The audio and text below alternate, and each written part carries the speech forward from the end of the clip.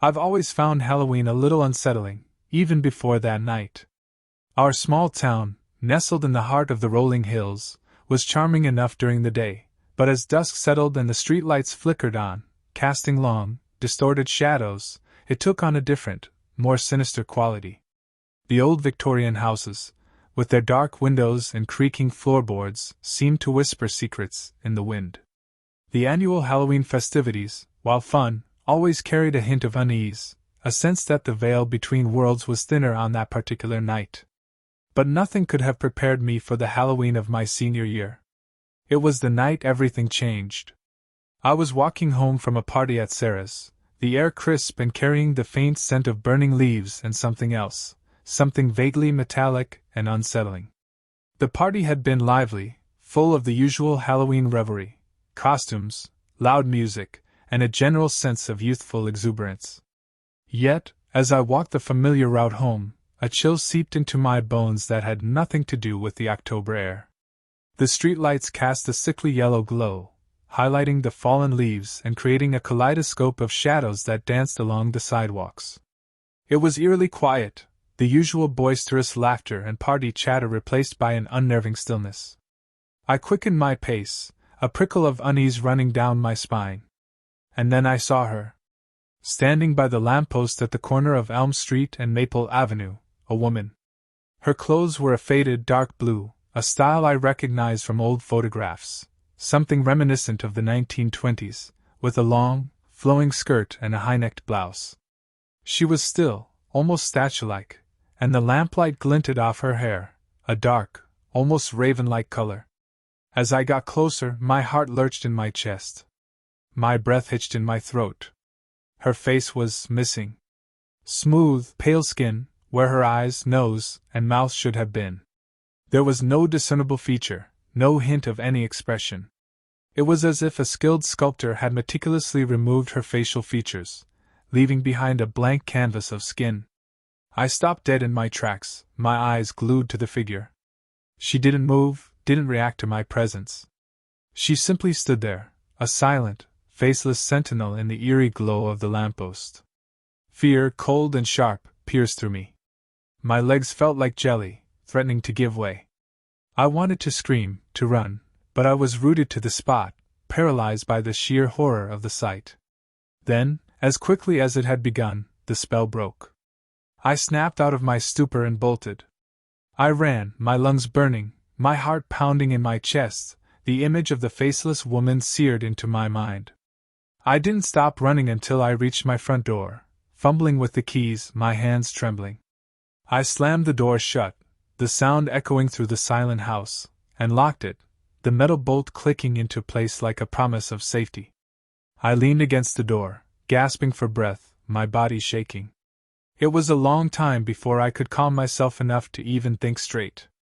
The image of the faceless woman haunted me, her eerie stillness, the unnatural smoothness of her skin. The next day, I was still reeling from the encounter. I couldn't shake the feeling that I was going crazy, that I had imagined it all. But I knew I hadn't. The horror of that image was burned into my memory, a scar on my soul. I told my friends about it, a group of people I'd grown up with, who knew me well enough to know that I wasn't prone to flights of fancy. I described the woman, the clothing, the way her face was just blank. Their reactions were largely disbelief, mixed with a touch of amused skepticism. "You must have been seeing things, Alex," Mark said, his voice laced with a teasing note. "Too much Halloween spirit." "Yeah, probably just a late-night hallucination," Sarah added, her tone gentle but unconvinced. "It was a pretty wild party." No one believed me. No one had seen her, not a single soul. It was as if she were a figment of my imagination, a nightmare conjured from the eerie atmosphere of Halloween night. But I knew what I had seen. The encounter had changed me. My carefree, jovial disposition had been replaced by a creeping unease, a constant sense of being watched, of something lurking just beyond my perception. I started to research, poring over old newspaper clippings, town histories, anything that might shed light on the woman. I found nothing. No mention of a woman vanishing on Halloween night, no reports of strange occurrences around that time. It was as if she existed only in my memory, a ghost story confined to my own experience. The days turned into weeks, the weeks into months. Halloween came and went, the town returned to its normal rhythm, but I never forgot the faceless woman. The memory haunted me, a constant reminder that something strange and unknowable existed in the quiet corners of our small town, something that chose to reveal itself only on that one eerie night. The years passed. I moved away from the town, went to college, built a life for myself. Yet, the memory of the woman never faded.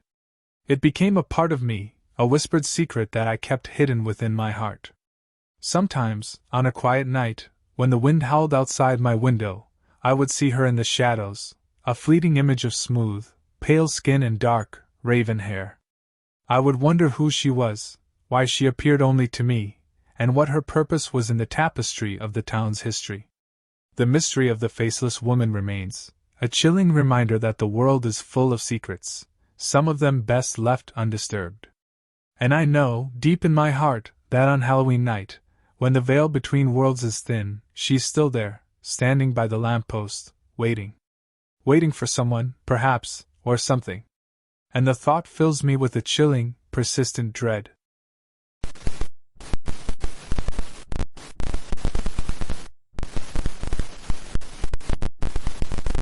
It was Halloween night in 2012, and the air was thick with excitement and the unmistakable scent of autumn leaves and wood smoke. Students roamed the campus dressed as ghosts, ghouls, and everything in between. The old brick buildings of the University of Oregon loomed against the darkening sky, casting long shadows that flickered under the streetlights. My friends and I had attended a lively party in the nearby fraternity house, a perfect blend of laughter, music, and spirited Halloween pranks. But as the night wore on, I felt a pull toward the familiar yet foreboding atmosphere of my dormitory. As I approached McNary Hall, my residence for the past 2 years, a chill danced up my spine. The dorm was infamous among students for its rumored hauntings, tales of flickering lights, cold spots, and strange whispers in the dark. I had always brushed these stories off as mere folklore, concocted by bored students looking for thrills. But that Halloween night, as I stepped onto the creaky wooden floor of the old building, the hairs on the back of my neck stood up. I climbed the stairs to the second floor, my footsteps echoing in the empty hallway. My roommate Jamie had gone home for the weekend, leaving me to enjoy the festivities solo. I fumbled for my keys, laughing to myself at the idea of Jamie playing a prank by locking me out, but when I reached my door, I found it firmly shut. I knocked lightly, calling out her name, but there was only silence. "Jamie, are you in there?" I called, feeling foolish. "Come on, let me in!" I banged on the door, feeling a mix of irritation and concern. After a few moments of waiting, my irritation turned into confusion. I felt the door shift slightly under my hand. With a soft click, it unlocked itself, swinging open as if inviting me inside. As I stepped in, the dim light from my desk lamp illuminated a scene of chaos. My belongings were strewn across the floor, books knocked over, clothes tossed about, and my bedspread pulled to one side. My heart raced, adrenaline pumping through my veins. I glanced around, half expecting Jamie to jump out and yell, "Gotcha!" But the room was empty. The sudden chill in the air made me shiver. I noticed something unusual on the floor, wet footprints leading from the window to my bed. Confused and frightened, I traced the damp trail with my eyes. They were unmistakably human, yet there was no sign of anyone who could have made them. I glanced back at the door, half expecting to see someone standing there. But there was nothing, only the silent hum of the old dorm. My mind raced as I tried to piece together what had just happened. I was alone, and there was no logical explanation for the disarray. I quickly gathered my things, trying to restore some semblance of order. But I couldn't shake the feeling that I was being watched. The whispers started then, soft and indistinct, like echoes from a distant past. I strained to listen, but the words eluded me, drifting away like smoke in the air. I tried to convince myself I was just tired, that the remnants of the party were playing tricks on my mind. Yet, as I lay in bed that night, the whispers grew louder, filling the room with a sense of dread. I pulled the covers tightly around me, wishing for the comfort of sleep, but sleep wouldn't come. The next morning, I awoke with a start, drenched in sweat and feeling disoriented. The sunlight filtered through the curtains, illuminating the room that felt oddly normal. I pushed the bizarre events of the previous night to the back of my mind, attributing them to a combination of exhaustion and too much Halloween spirit. As the days turned into weeks, Halloween became a distant memory, overshadowed by midterms and assignments. But the whispers didn't fade. Every night, as I lay in bed, I could hear them, softly tugging at the edges of my consciousness. I tried to ignore them, rationalizing that it was merely the wind seeping through the old walls of McNary Hall. Then, the following Halloween approached. I found myself reflecting on that night from the year before. Friends joked about the haunted dorm, and I shared my experience, only to be met with amused skepticism. "It's just a story, Alex. You must have been really tired," they said, laughter echoing in the hallways. But I knew what I had experienced was real. The feeling of being watched intensified, a heavy weight pressing down on my chest each night. I decided to research the history of McNary Hall, seeking answers to quell my growing anxiety. I spent hours in the campus library, combing through old records and newspaper articles. I discovered that McNary Hall had been built in the 1920s and served as a women's dormitory for many years before becoming co-ed. Tales of unexplained phenomena abounded, students reporting sightings of a woman in a white dress, footsteps in empty hallways, and strange noises coming from locked rooms. My heart raced as I read accounts that mirrored my experiences. I felt a chill run down my spine as I unearthed a story from the late 1970s about a student who had gone missing, only to be found days later in a state of confusion, claiming to hear whispers at night. As Halloween night arrived, I felt a mix of anticipation and dread. I decided to stay in and confront whatever presence lingered in my room. I set up a makeshift investigation, armed with a flashlight and my laptop to document everything. The night unfolded slowly, and as the clock struck midnight, a chill settled in the air. I felt the familiar weight of being watched, and the whispers began again, soft, insistent, like a gentle breeze brushing against my ear. "Show yourself!" I shouted, my voice breaking the eerie stillness. "I know you're here!" The room fell silent, and for a moment, I thought I had imagined everything. But then the temperature dropped, and I could see my breath in the air. My desk lamp flickered, casting unsettling shadows on the walls. I gripped the flashlight tightly, heart pounding in my chest. And then it happened. A figure materialized at the foot of my bed, faint and shimmering in the dim light. I squinted, trying to make sense of it. The outline was that of a woman, her long hair cascading down her back, wearing a flowing white dress. She appeared ethereal, like a ghost pulled from the depths of my nightmares. I froze, unable to speak or move. The whispers intensified, wrapping around me like a cocoon. "Help me!" the voice pleaded, echoing in my mind. "Help me!" Panic surged through me, and I stumbled backward, my body colliding with the wall. "What do you want?" I shouted, desperation creeping into my voice. The figure pointed toward my bed, and the whispers became clearer, forming words that sent chills down my spine. "Find the truth, set me free!" As quickly as she appeared, the apparition vanished, leaving behind a suffocating silence. I collapsed onto my bed, breathless and shaken.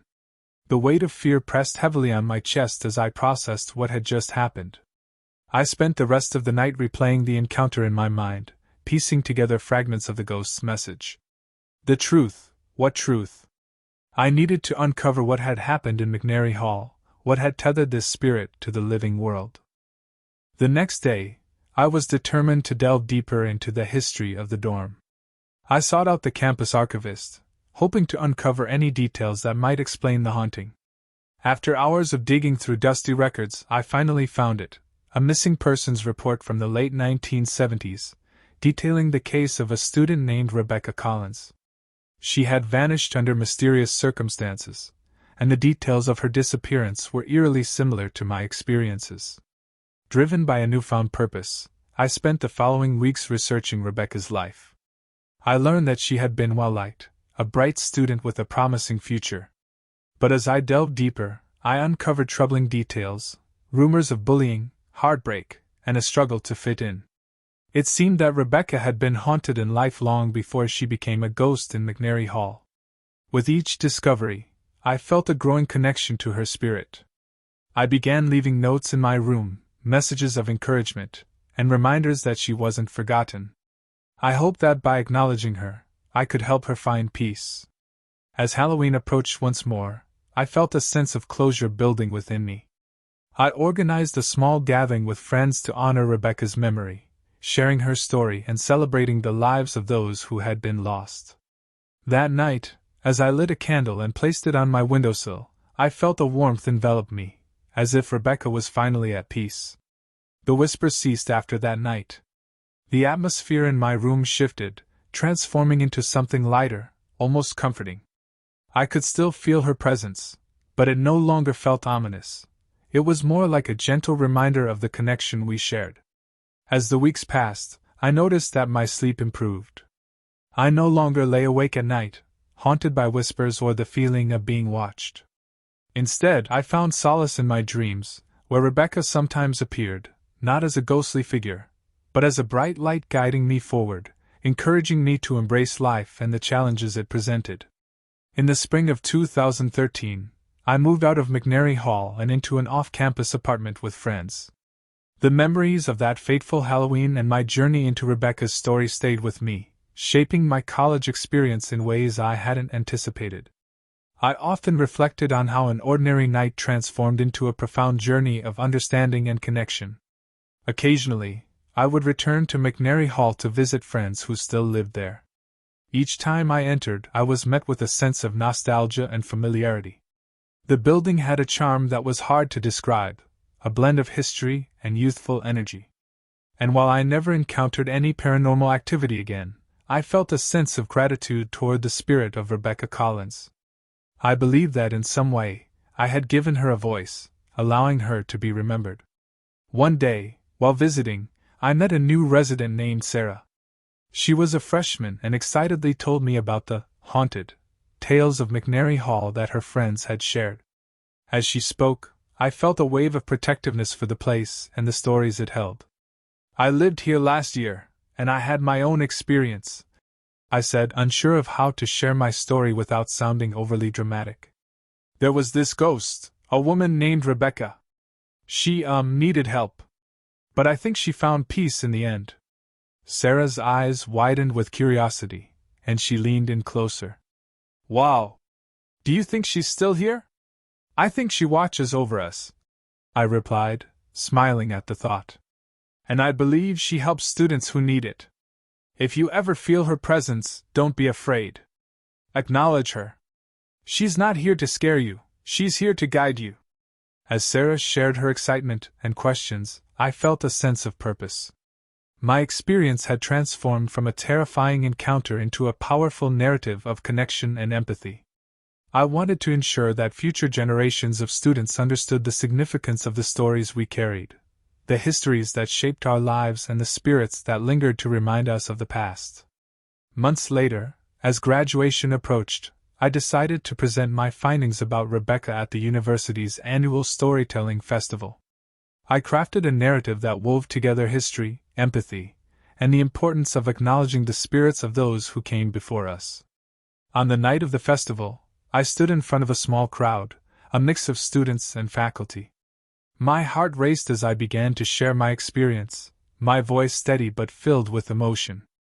I spoke of Rebecca Collins, her struggles, and her untimely disappearance, revealing how her story intertwined with my own. The audience listened intently, hanging on every word.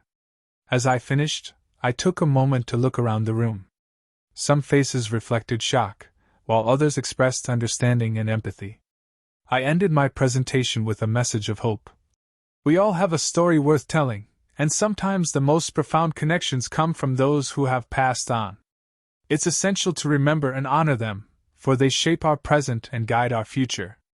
After my speech, people approached me, sharing their own experiences with spirits and the histories of their homes. A sense of community blossomed around the stories of our pasts, and I felt a deep connection to each person who came forward. In the following weeks, I received messages from several students expressing their gratitude for my presentation. They shared their encounters, ranging from unsettling to comforting, creating an unspoken bond among us. The stories of our shared experiences created a rich tapestry of understanding and acceptance, uniting us as we navigated the world together. As I prepared to graduate and leave Eugene, I felt a mix of emotions. I was excited about the future but saddened to leave behind a place that had profoundly impacted my life.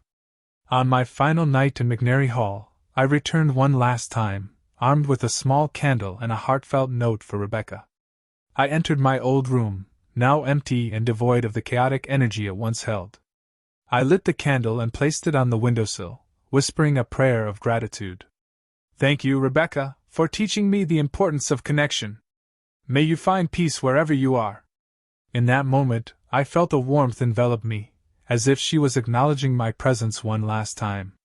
The whispers, once haunting, had transformed into a soft, reassuring echo, a reminder that our stories never truly end. They linger, waiting to be shared and remembered. As I walked out of McNary Hall for the final time, I glanced back at the old building, the weight of its history resting gently on my shoulders. I knew that no matter where life took me, I would carry Rebecca's spirit with me, an eternal reminder of the bonds we forge and the whispers of the past that guide us along our journey.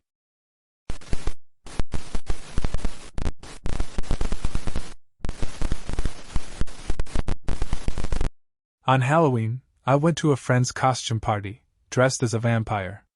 In the bathroom, a wave of sudden urgency hit me, the need to check my appearance before rejoining the lively throng. As I approached the mirror, a flicker of anticipation mixed with the usual Halloween excitement. My costume was impeccable, the dark, flowing cape, the meticulously painted pale skin, and the exaggerated fangs. I was ready to embody the undead. But something in the mirror wasn't quite right. My reflection didn't move with me. Not exactly. It was a subtle delay, a fraction of a second behind my every gesture. I blinked, tilting my head, expecting the image to respond, to mirror my actions. It did, but just a hair too late. At first, I dismissed it as a trick of the dim, flickering light, or a warped angle of the mirror. It was a crowded party, the bathroom a little steamy from the constant flow of people. Surely it was just a visual illusion. Yet the slight lag in my reflection persisted, growing more pronounced with every movement. Then, I made a mistake. Curiosity, that insidious temptress, urged me to test it further. I turned away from the mirror, a playful smirk playing on my lips, and in the periphery of my vision, I saw it. My reflection, lips stretched in a chilling, slow smile that was far too wide, far too knowing. A jolt of primal fear shot through me. The blood drained from my face, the playful vampire persona dissolving into pure terror. I spun back to the mirror, but the smile was gone, replaced by the stillness of my undead facade. My heart hammered against my ribs like a frantic bird trapped in a cage. I fled the bathroom, stumbling out into the boisterous party as if escaping a nightmare. The laughter and music felt distorted, heavy with an unseen menace. The unsettling feeling from the bathroom clung to me like a cold shroud. I couldn't shake it. The rest of the night was a haze of unease. I avoided eye contact with mirrors, with reflective surfaces, with anything that could potentially show me a distorted version of myself. My vampire costume, initially a source of playful fun, now felt like a cursed garment. The laughter of my friends, the vibrant chaos of the party, felt like a thin veil over a lurking darkness. That night I couldn't sleep. The image of my reflection's unsettling smile haunted my dreams, weaving itself into a tapestry of nightmares. The feeling of being watched, of being other, lingered. The next morning, the Halloween hangover was amplified by a lingering dread. The memory of the mirror incident felt sharper, more vivid than anything else from the party. I questioned my sanity, my perception. Was it simply a trick of the light? A hallucination triggered by too much party fun and fake vampire blood? But the feeling stayed. An insistent, unsettling unease that flared up every Halloween, a feeling of impending dread whenever I encountered a mirror after dark. The following Halloween, I tried to dismiss it. I convinced myself that it was all in my head, a silly superstition stemming from a drunken night. I went to a different party, dressed in a mundane costume, a harmless pirate this time. But the old urge to check my appearance in a mirror, the need to reassure myself, was too strong. The moment I caught a glimpse of my reflection in the dimly lit bathroom, the familiar unease flooded back. It wasn't a delayed movement this time, but a subtle shift in the eyes. A flicker of something cold and unreadable. It was gone in a blink, but the chill remained. Year after year, the pattern continued.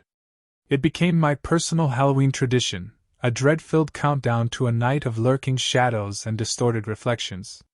Every Halloween, I avoided mirrors, haunted by the fear that the face staring back wouldn't be mine. The fear that the smile, the chilling, knowing smile, would be waiting. I read books, searched online, delved into folklore and mythology, hoping for an answer, a rational explanation. I explored theories of doppelgangers, reflections as windows to other realms, and the hidden symbolism of mirrors in various cultures. None of it gave me peace. It wasn't just the fear of the unknown. It was the violation of self, the question of identity that plagued me. If my reflection wasn't me, then who was I? Was I just a vessel, a shell inhabited by something else, something that revealed itself only in the reflection of a mirror after dark? The years have passed. I've learned to live with it, to manage the creeping dread that always arrives with the autumn chill. I've accepted that Halloween will forever be a night of unease, a night where I avoid mirrors like a plague. Yet, every year, the question lingers. Why? What is it about Halloween, about the veil between worlds, that grants this other reflection its fleeting existence? Is it a curse, a playful trick of the supernatural, or perhaps a reflection of a hidden part of myself, a darkness I've tried to suppress but can't fully escape? This year, Halloween is approaching. The crisp air carries the scent of fallen leaves and distant bonfires. The decorations in the stores, the jack-o'-lanterns in windows, they all trigger a familiar unease. I've chosen to stay home, avoiding any social gatherings, any mirrors. It's become my ritual, my way of acknowledging and containing the unsettling truth that there is a part of me, a reflection I choose not to see. And perhaps, in that choice, in that constant avoidance, lies a deeper truth. Perhaps the true terror isn't the reflection itself, but the fear of what it might reveal about the person staring back.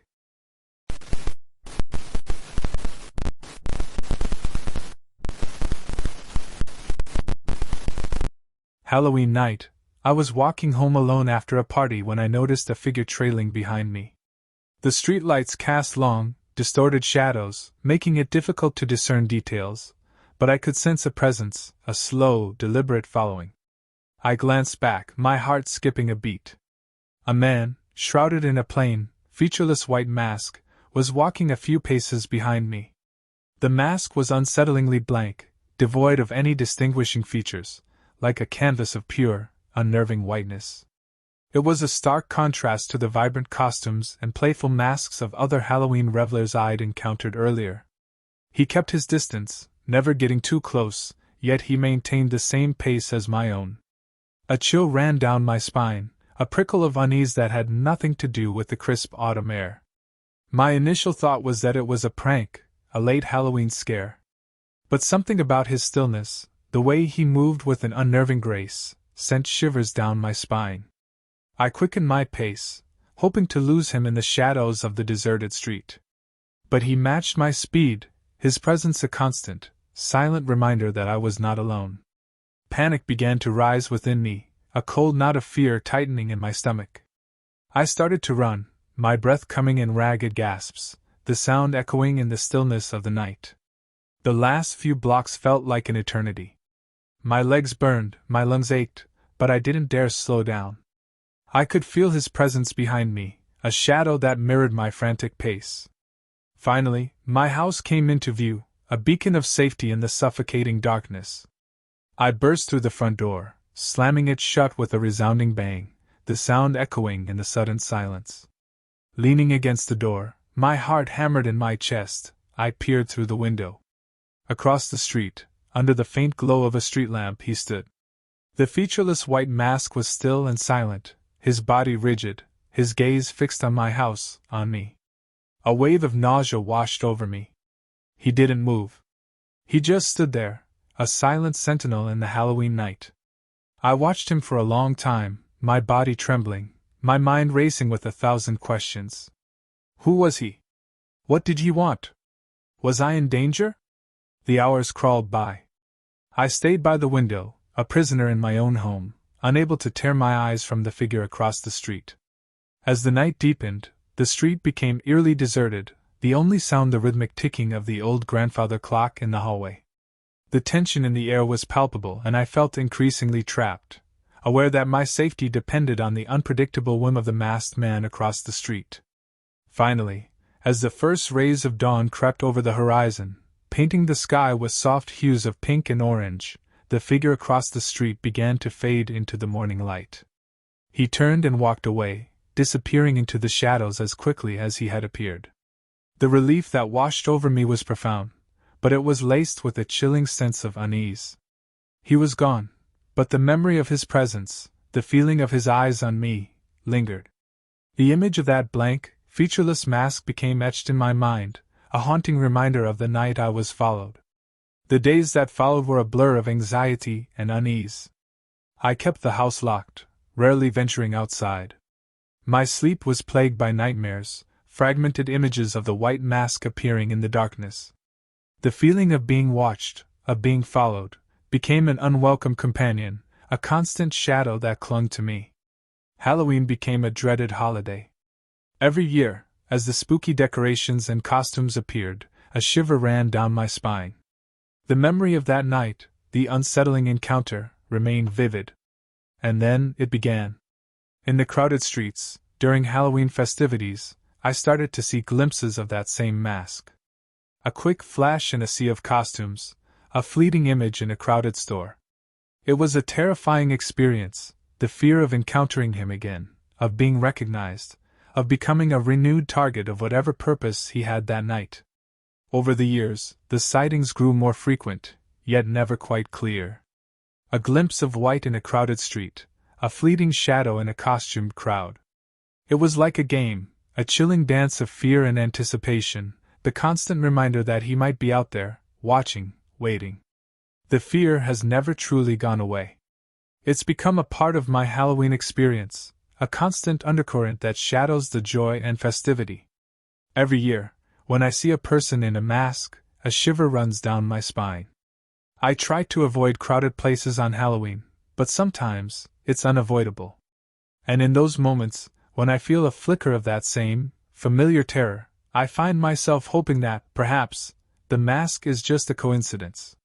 Perhaps, it's just a trick of the light, a figment of my overactive imagination.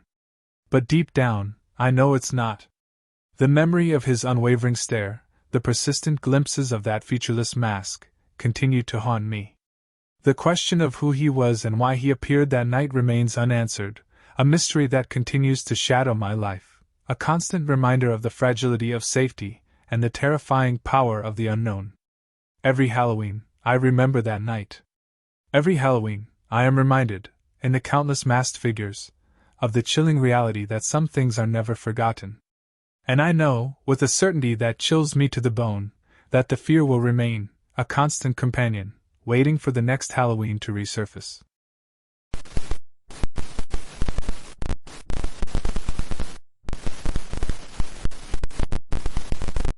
Every Halloween, at exactly midnight, someone knocks on my door. The first time it happened, I thought it was a prank, but no one was there. I remember it vividly, the sudden, sharp rap against the aged oak, echoing through the quiet of my little cottage. It startled me, jolting me from a half-sleep, the remnants of a Halloween party still swirling in my mind. I stumbled to the door, heart hammering in my chest, and peered through the peephole. Nothing. Just the inky blackness of the night, the faint glow of the street lamp casting long, distorted shadows on the overgrown ivy that clambered up the wall. I cautiously opened the door, expecting to see a costumed figure, a group of teenagers giggling, or maybe even a neighbor pulling a silly Halloween trick. But there was no one. The street was deserted, the only sounds the rustling leaves and the distant howl of a dog. I chalked it up to a prank, a late-night trickster trying to spook me, and went back to bed, trying to shake off the uneasy feeling that lingered. The next year, it happened again. Exactly at midnight, the same sharp knock. I was more prepared this time, a little more wary. I rushed to the door, my fingers trembling as I grasped the handle. Again, nothing. The street was empty, the silence broken only by the eerie rustle of leaves. A shiver ran down my spine. This wasn't a prank anymore. This was unsettling. Over the years, the annual Halloween knock became a haunting ritual. I began staying up, anticipating it, waiting with a mixture of dread and morbid curiosity. Every year, I'd hear the knock, the same sharp, insistent sound, and every year, I'd find nothing but the emptiness of the night when I opened the door. It became a strange, unsettling routine, etching a permanent line of unease onto my Halloween celebrations. The unexplained knock started to affect me. My sleep became disturbed, haunted by the rhythmic rap on my door. I became withdrawn, avoiding Halloween gatherings, preferring the solitude of my cottage, hoping to escape the impending midnight knock. My friends and family noticed my change, but I couldn't explain it. How could I explain a phantom knock, a silent visitor who never materialized? One year, determined to finally understand what was happening, I decided to take matters into my own hands.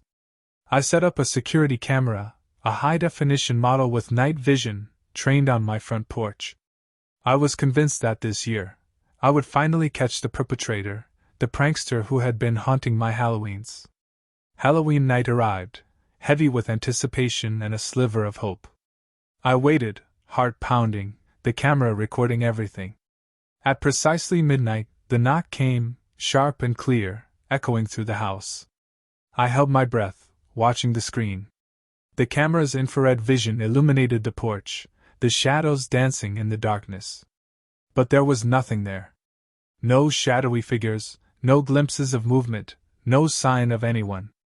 Just the front door, untouched except for the sound of the knock, loud and clear in the recording, like a punch to the silence. The footage was chilling. I replayed it again and again, looking for any clue, any hint of a trick, a hidden camera, a person lurking in the shadows. But there was nothing. Just the knock. And the absolute, chilling absence of anyone who could have made it. The revelation was both terrifying and somehow validating. It confirmed what I already suspected, that it wasn't a prank. It was something else, something far more unsettling and unexplained. The feeling of dread that enveloped Halloween nights intensified. It wasn't just a knock anymore. It was a reminder, a constant echo of a mystery that I couldn't solve. The years continued, and the annual knock became a part of my life, a constant, unwelcome reminder of the unexplainable. I tried to ignore it, to pretend it wasn't happening, but the anticipation, the dread, always crept in, like a chill wind on a cold autumn night. I started researching, delving into local folklore, old legends, anything that might offer a clue, an explanation. I found stories of restless spirits, of mischievous entities, of gateways to other realms that opened on Halloween. My heart would race every time I found a passage that seemed to align with my experience, but each lead always ended in a dead end, leaving me feeling more lost and frightened than before. The once joyful holiday had become a source of anxiety, a time of year I dreaded with an intensity that surprised and scared me. My friends stopped inviting me to Halloween parties. They seemed to understand, to sense the palpable fear that clung to me like a shroud. I was okay with that. I didn't want to drag anyone into my mysterious, haunted Halloween. I began to wonder if the knock was a warning, a message I couldn't understand. Was it a sign that something was trying to communicate with me? Or was it simply a malicious prank from a supernatural entity, a chilling game played at my expense?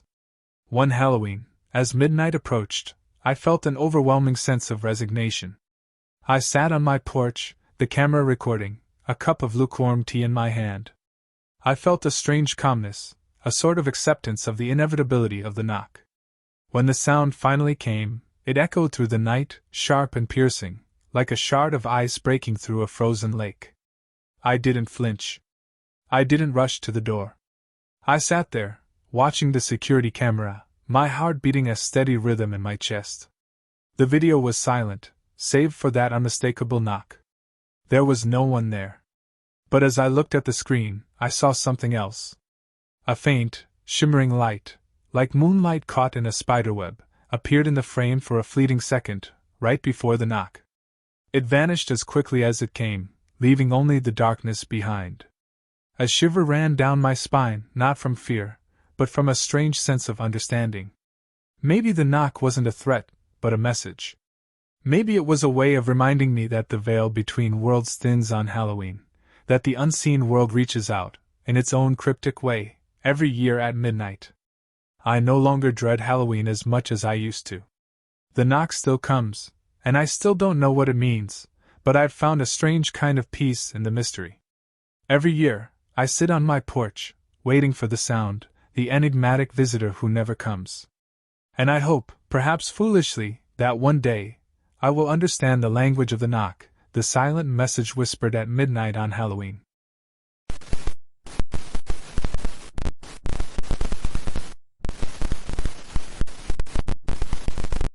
It was a chilly Halloween night in 2015 when I found myself babysitting for the Harrington family in their historic home in New Hope, Pennsylvania. The town was known for its quaint charm and picturesque views of the Delaware River, but the Harrington house was anything but ordinary. It was a sprawling Victorian built in the late 1800s, with creaky floorboards and an attic that seemed to loom over the rest of the house like a watchful guardian. The Harringtons had 2 kids, 7-year-old Mia and 5-year-old Noah. They were excited about Halloween, having dressed up as princesses and superheroes for the evening. Their parents were attending a Halloween party, leaving me to supervise the festivities at home. As they settled into bed, their laughter filled the house, but once they were tucked in, a heavy silence fell. I turned on the TV in the living room, trying to distract myself from the eerie feeling that had begun to settle in the pit of my stomach. The flickering images on the screen did little to quell my unease. I couldn't shake the feeling that I was being watched. After a while, I decided to check on the kids, peeking into their rooms to ensure they were asleep. As I stood in the dim light of the hallway, I heard it, a soft, joyful laughter echoing from the attic. It sounded like a child's giggle, playful and carefree. My first thought was that one of the kids had gotten out of bed, perhaps sneaking up to play in the attic. I tiptoed down the hallway, my heart racing as I approached the pull-down stairs leading to the attic. With a deep breath, I pulled the heavy wooden door down, the creaking sound reverberating through the silent house. I grabbed a flashlight and climbed the rickety steps, the air growing colder with each step.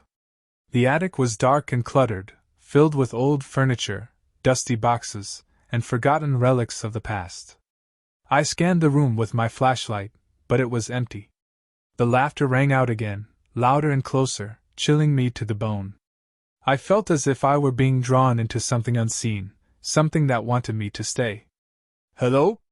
I called out, my voice shaking slightly. "Is anyone up here?" Silence enveloped me, thick and oppressive. I could feel the hairs on the back of my neck standing on end. Just as I was about to turn and head back down, the laughter echoed again, but this time it felt right behind me. I spun around, my heart pounding in my chest. The attic was still empty, but the laughter continued to swirl around me, as if a child was playing a cruel game of hide-and-seek. Terrified, I sprinted down the stairs, nearly losing my footing on the last step. I burst into the living room, my breath coming in short gasps. The parents had just returned home, their laughter cutting through the tension. "Everything okay?" Mr. Harrington asked, raising an eyebrow at my frantic state. I hesitated, unsure if I should share my experience. "I thought I heard something in the attic," I admitted, my voice barely above a whisper. Mrs. Harrington exchanged a knowing glance with her husband. "You heard the laughter, didn't you?" she said softly, a hint of sadness in her eyes. "Yeah," I replied, my stomach twisting. Is it the kids?" Mr. Harrington shook his head, his expression growing serious. "No, it's not them. It's the ghost of a little girl who lived here long ago. Her name was Emily, and she died in the house under mysterious circumstances. Every Halloween, she comes back to play, but she doesn't always know that she's gone. A chill crept over me, and I felt my hands tremble. Isn't that just an old wives' tale? I asked, trying to sound skeptical, but my voice wavered. Mrs. Harrington shook her head. We've heard her laughter for years. It's part of living here. We've learned to live with it, but sometimes. She trailed off, a distant look in her eyes. I don't want to scare you, Mr. Harrington added. But you should know to be careful. She's playful, but her energy can be unpredictable. I felt a knot form in my stomach. I thanked them for the warning and grabbed my phone, trying to distract myself with social media as the night wore on. The laughter echoed in my mind, a haunting melody that wouldn't fade. As the clock neared midnight, I decided to head upstairs and check on the kids one last time. I climbed the stairs, the old wood creaking beneath my weight. When I reached Mia's room, I found her sleeping soundly, but Noah's bed was empty. Panic surged through me. Noah? I whispered, my heart racing. I stepped into the hallway, calling his name softly. Noah? Suddenly, the laughter erupted again, echoing through the house. It was closer this time, more insistent. My heart raced as I followed the sound, my instincts telling me to turn back. But as I approached the attic door, the laughter grew louder, wrapping around me like a shroud. I hesitated, recalling the Harringtons' words. Emily was known to be playful, but what if she didn't realize she was dead? What if she was trying to draw Noah into some tragic game? I felt a surge of determination, refusing to let fear paralyze me. I had to find Noah. I pulled down the attic stairs once more, gripping the flashlight tightly. With a deep breath, I climbed up, my pulse pounding in my ears. The attic was still dark, the air thick with dust and the smell of aged wood. Noah! I shouted, my voice breaking the silence. The laughter responded, echoing in the corners of the attic, sending chills down my spine.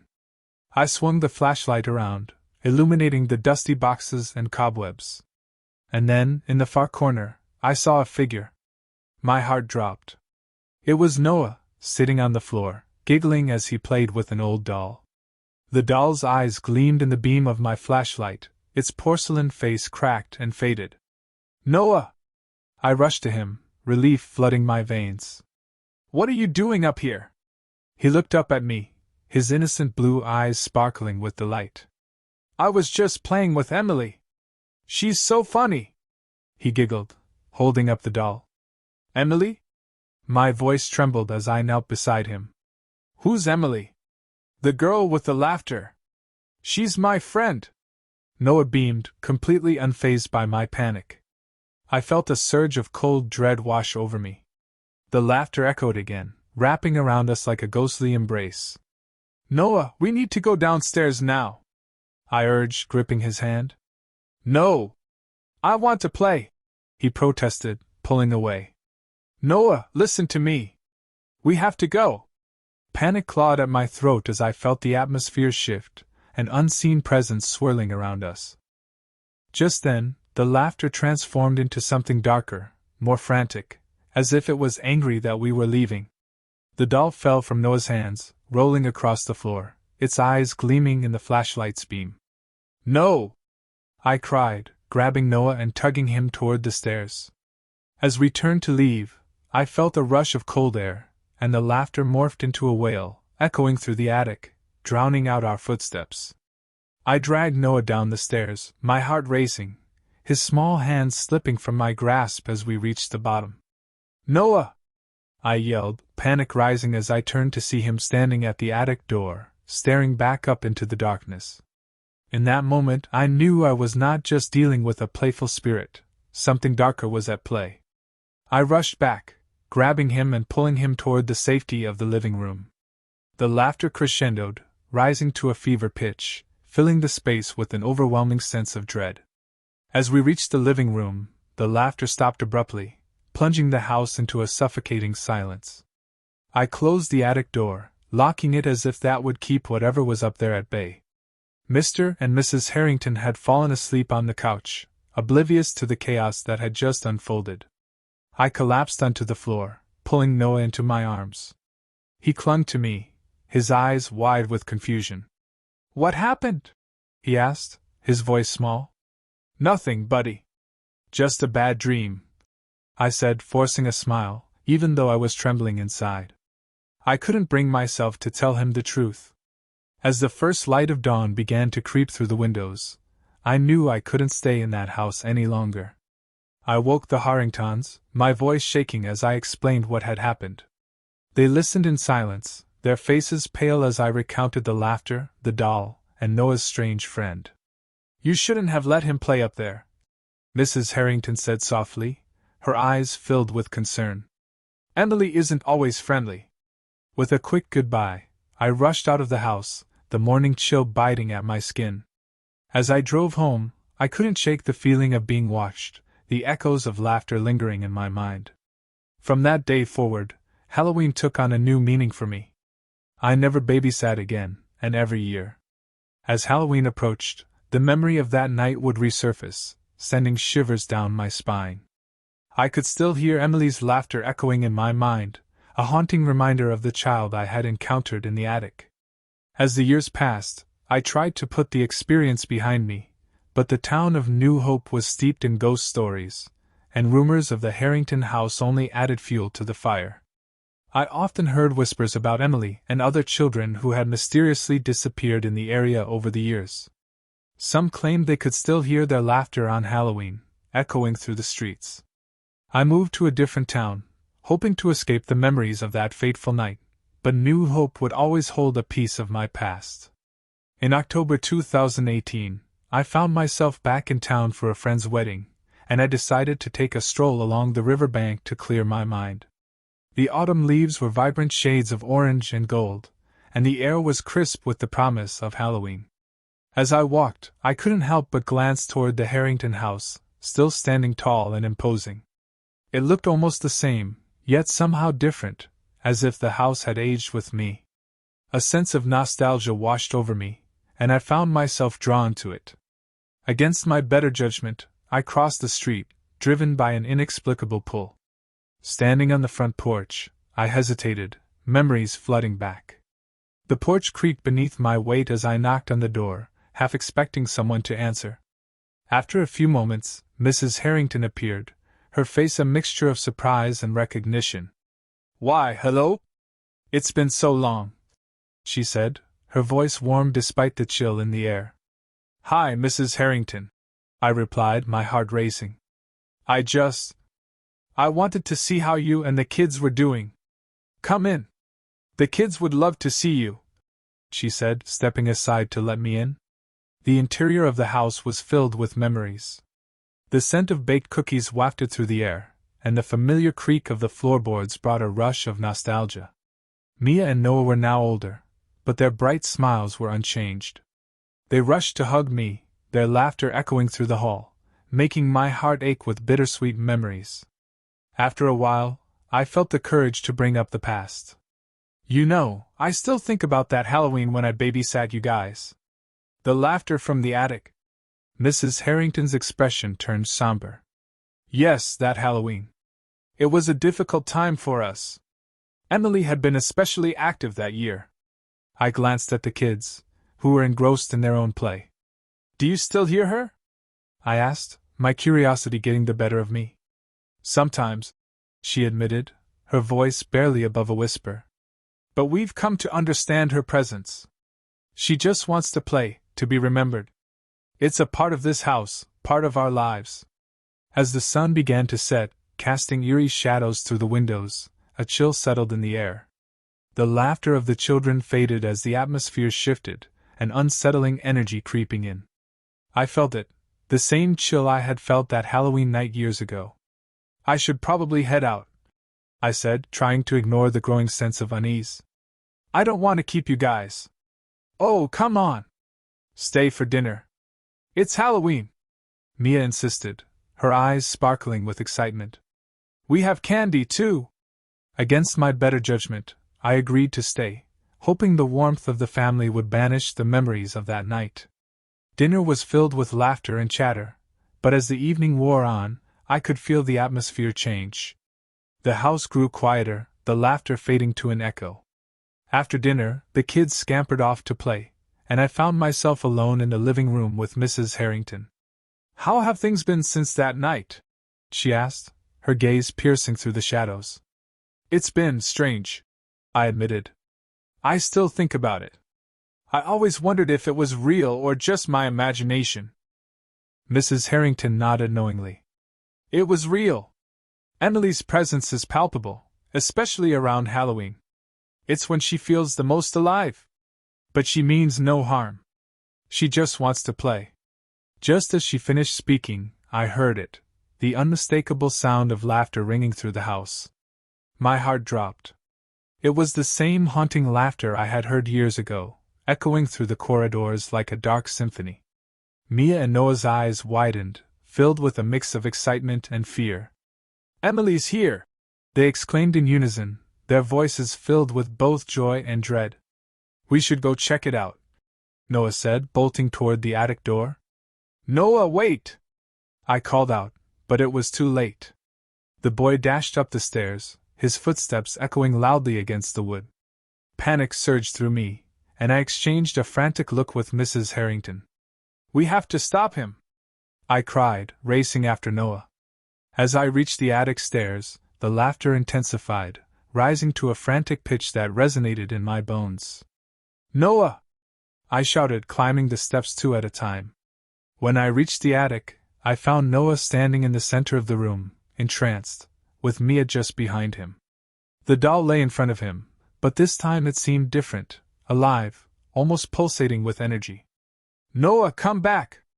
I yelled, rushing toward him, but he was fixated on the doll, his eyes wide with wonder. "Emily wants to play," he said, a dreamy smile on his face. The laughter swirled around us, a chorus of childlike glee that sent shivers down my spine. The air grew cold, and I felt an overwhelming sense of dread settle in my gut. The attic felt alive, charged with an energy I couldn't explain. "Emily!" I called out, desperation creeping into my voice. "You need to let him go." As if in response, the laughter morphed into a high-pitched giggle, echoing ominously through the attic. I reached for Noah, gripping his shoulder, and pulled him away from the doll. But as I turned to leave, the door slammed shut behind us, trapping us in the suffocating darkness. "Let us out!" I shouted, panic rising as I pounded on the door. The laughter transformed into a cacophony of disembodied voices, swirling around us like a storm. The air felt thick, suffocating, and I could sense the malevolent energy pressing in. Mia began to cry, her small voice trembling. "I want to go home." I turned to Noah, my heart racing. "We have to get out of here. Now!" Suddenly, the laughter turned to screams, sharp and piercing, resonating through the attic as if the very walls were alive with anguish. I felt the doll's eyes bore into me, filled with malevolence. "Let's go!" I shouted, dragging Noah and Mia toward the corner of the attic where a small window was half open. I pushed it open, the cool night air rushing in. "Climb out!" I urged, helping Mia through first, then Noah. I squeezed through just as the laughter intensified, becoming a chaotic blend of giggles and cries, reverberating through the walls. Once outside, I collapsed onto the grass, gasping for breath. The laughter faded into the night, leaving an eerie silence behind. Mrs. Harrington rushed outside, panic etched on her face. "What happened? Are you okay? We need to leave, now!" I shouted, urgency flooding my voice. As we gathered ourselves, I could feel the energy of the house behind us, still alive, still watching. That night, we left the Harrington house for good, but the memory of Emily's laughter would forever echo in my mind. I realized that the ghost of that little girl was a reminder of the fragility of life and the power of childhood innocence, but also a warning of the darkness that lingered in places long forgotten. As Halloween approached each year, I would remember that night, the haunting laughter of a child who just wanted to play, and the darkness that lurked in the corners of our lives, waiting to remind us of its presence. I vowed never to return to New Hope, leaving the memories behind, knowing that some doors are best left closed.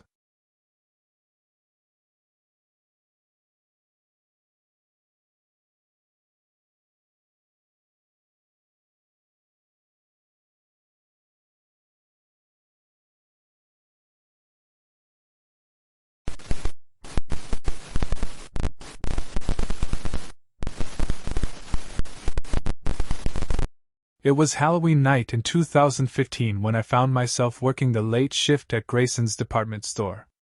The air was thick with excitement. Families were bustling about, picking up last-minute costumes and decorations. I had always loved Halloween, but this year felt different. The store was eerily quiet as the clock ticked closer to closing time. As the last customers left, I began my routine of shutting down the registers and preparing the store for the next day. The large display of mannequins near the exit, all dressed in whimsical costumes, seemed to stare at me as I worked. I couldn't shake the feeling that they were watching me. Maybe it was the dim lighting or the flickering overhead bulbs, but I felt a strange tension in the air. Once everything was in order, I flipped off the lights, leaving only the soft glow of the emergency exit signs. The silence was deafening. Just as I was about to head toward the exit, I glanced back at the mannequin nearest the door. It was dressed as a witch, complete with a black hat and a flowing cape. For a fleeting moment, I could have sworn it was in a different position, leaning slightly forward, as if it were straining to see me. "Get a grip, Jessica," I muttered to myself, shaking off the thought. I was just tired, I told myself. My imagination was playing tricks on me. As I stepped closer to the door, I glanced back at the mannequin again. It was now turned at an odd angle, its head tilted slightly, as if it had been watching me all along. I froze. The chill that ran down my spine was undeniable. I took a step back, blinking hard, trying to convince myself I was just seeing things. "Must be the Halloween spirit," I joked aloud, forcing a laugh that echoed back at me in the empty store. But something inside me urged caution. Finally, I made my way to the security room to check the footage. My heart raced as I rewound the video from earlier in the evening, watching the closing moments of my shift unfold. I held my breath, watching the screen intently. When I reached the point where I'd last glanced at the mannequin, I felt my stomach drop. On the footage, the mannequin's arm jerked, moving unnaturally. It was subtle but unmistakable. My heart raced as I continued to watch, the color draining from my face. In the next frame, the mannequin had turned its head just a fraction, angling toward me as if it had been alive. I paused the video, staring in disbelief. "Impossible," I whispered, rubbing my eyes. I fast-forwarded to the next segment, but it was just a frozen image of the mannequin, standing eerily still. Shaken, I decided to leave. I hastily gathered my belongings, glancing over my shoulder at the security monitor one last time. Everything looked normal now. I could feel the chill from earlier creeping back up my spine as I stepped out into the cool night air. The next morning, I returned to work, still haunted by the previous night's events. The mannequin was back in its original position, the witch's hat slightly askew as if someone had touched it. I tried to laugh it off with my coworkers, sharing the spooky story. "Just a Halloween prank, right?" I chuckled, but I could tell they didn't find it as funny. As the years passed, Halloween became a time of anxiety for me. Every October, I was reminded of that night and the mannequin's unsettling movements. I made a point to work the Halloween shifts, thinking that maybe facing my fear head-on would make it less potent. But every year, the feeling grew. I'd watch the mannequins closely, hyper-aware of their positions. I swore I saw them twitch or shift when I wasn't looking, but I could never catch them in the act again. It was always just out of sight, like a dark secret hiding in the corners of my mind. Then came Halloween 2019. I was working the late shift once more, the store unusually quiet after a busy day. As I prepared to close, I felt the familiar unease creep back in. I took a deep breath, trying to steel myself. I finished the last of my duties and glanced at the mannequins. The witch stood proudly at the exit, her head slightly tilted, as if she were listening intently. I felt a wave of nausea wash over me. As I locked up, the lights flickered ominously, casting long shadows across the floor. I felt the atmosphere thicken, a weight pressing down on me. Just then, I heard it, a soft, almost imperceptible giggle echoing through the store. I froze, my heart racing. I turned to look, but nothing seemed amiss. The store was empty, just me and those damned mannequins. I swallowed hard, rationalizing that it was just my mind playing tricks on me. But as I made my way to the exit, I glanced back one last time. The witch was gone. My breath caught in my throat as panic surged through me. I spun around, scanning the store, searching for the missing mannequin. Just then, I heard a rustling sound from the direction of the dressing rooms. I hesitated, then walked cautiously toward the sound. The dressing room curtains were swaying as if someone had just moved past them. I pushed the curtain aside, my heart pounding. Empty. But when I turned back to the main area of the store, there she was, the witch mannequin, now standing right at the entrance, her face eerily illuminated by the flickering lights. My heart raced as I realized she was closer than she had ever been before. I stumbled back, and in that moment the lights went out completely, plunging the store into darkness. Panic gripped me, and I felt my way back toward the exit, my heart pounding in my chest. "Let me out! Please!" I cried, fumbling for the door. My breath came in ragged gasps as I pushed against the handle, desperate to escape. Suddenly, I heard that laugh again, echoing in the darkness, closer now. It was no longer childlike. It was sinister, mocking. "Jessica!" the voice whispered, chilling me to the bone. The handle twisted in my grip, and I flung the door open, bursting into the cool night air. I didn't stop running until I reached my car, my breath coming in gasps as I slammed the door shut. I glanced back at the store, the lights flickering back on inside. I could see the mannequins standing still, but there was something different about them. I knew that Halloween would never be the same for me again. Every year since then, I avoided working that night.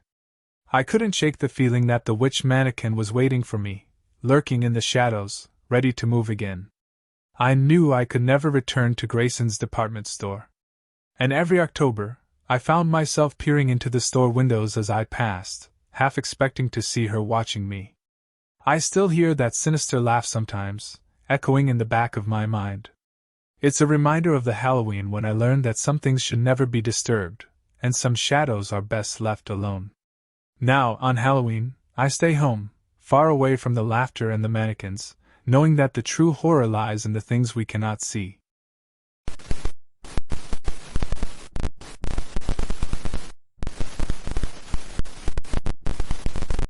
While trick-or-treating with my younger brother, Mikey, on Halloween, we came across a little boy crying by himself. He was huddled in the shadows of an old oak tree, his small frame shaking with silent sobs. His costume, a faded pirate outfit, was rumpled and damp, and his face was streaked with tears. "Hey, are you okay?" I asked, my voice gentle, trying to avoid startling him further. He looked up, his eyes wide and brimming with unshed tears. "I'm lost," he whispered, his voice barely audible. "I can't find my mommy and daddy." Mikey, ever the compassionate one, stepped forward. "Don't worry," he said, his voice filled with a confidence that belied his young age. "We'll help you find them." The little boy, whose name we learned was Thomas, seemed hesitant at first, but eventually, he took Mikey's hand. We walked down the street, our small group a beacon of kindness in the darkening Halloween night. We asked passers-by if they'd seen a couple looking for a lost child, but nobody had. The houses we passed, adorned with jack-o'-lanterns and cobwebs, seemed to mock our fruitless search. Thomas's sobs grew quieter as we walked, but the fear in his eyes never left. As we approached the end of a quiet cul-de-sac, Thomas suddenly stopped, his little hand tightening in Mikey's. He pointed towards an old, dilapidated house at the very end. "That's my home," he said, his voice barely above a breath. The house was a chilling sight, its paint peeling and windows boarded up. It looked as if it hadn't been lived in for years. We exchanged a glance, a mixture of confusion and unease settling in our stomachs. But before we could question him further, Thomas was gone.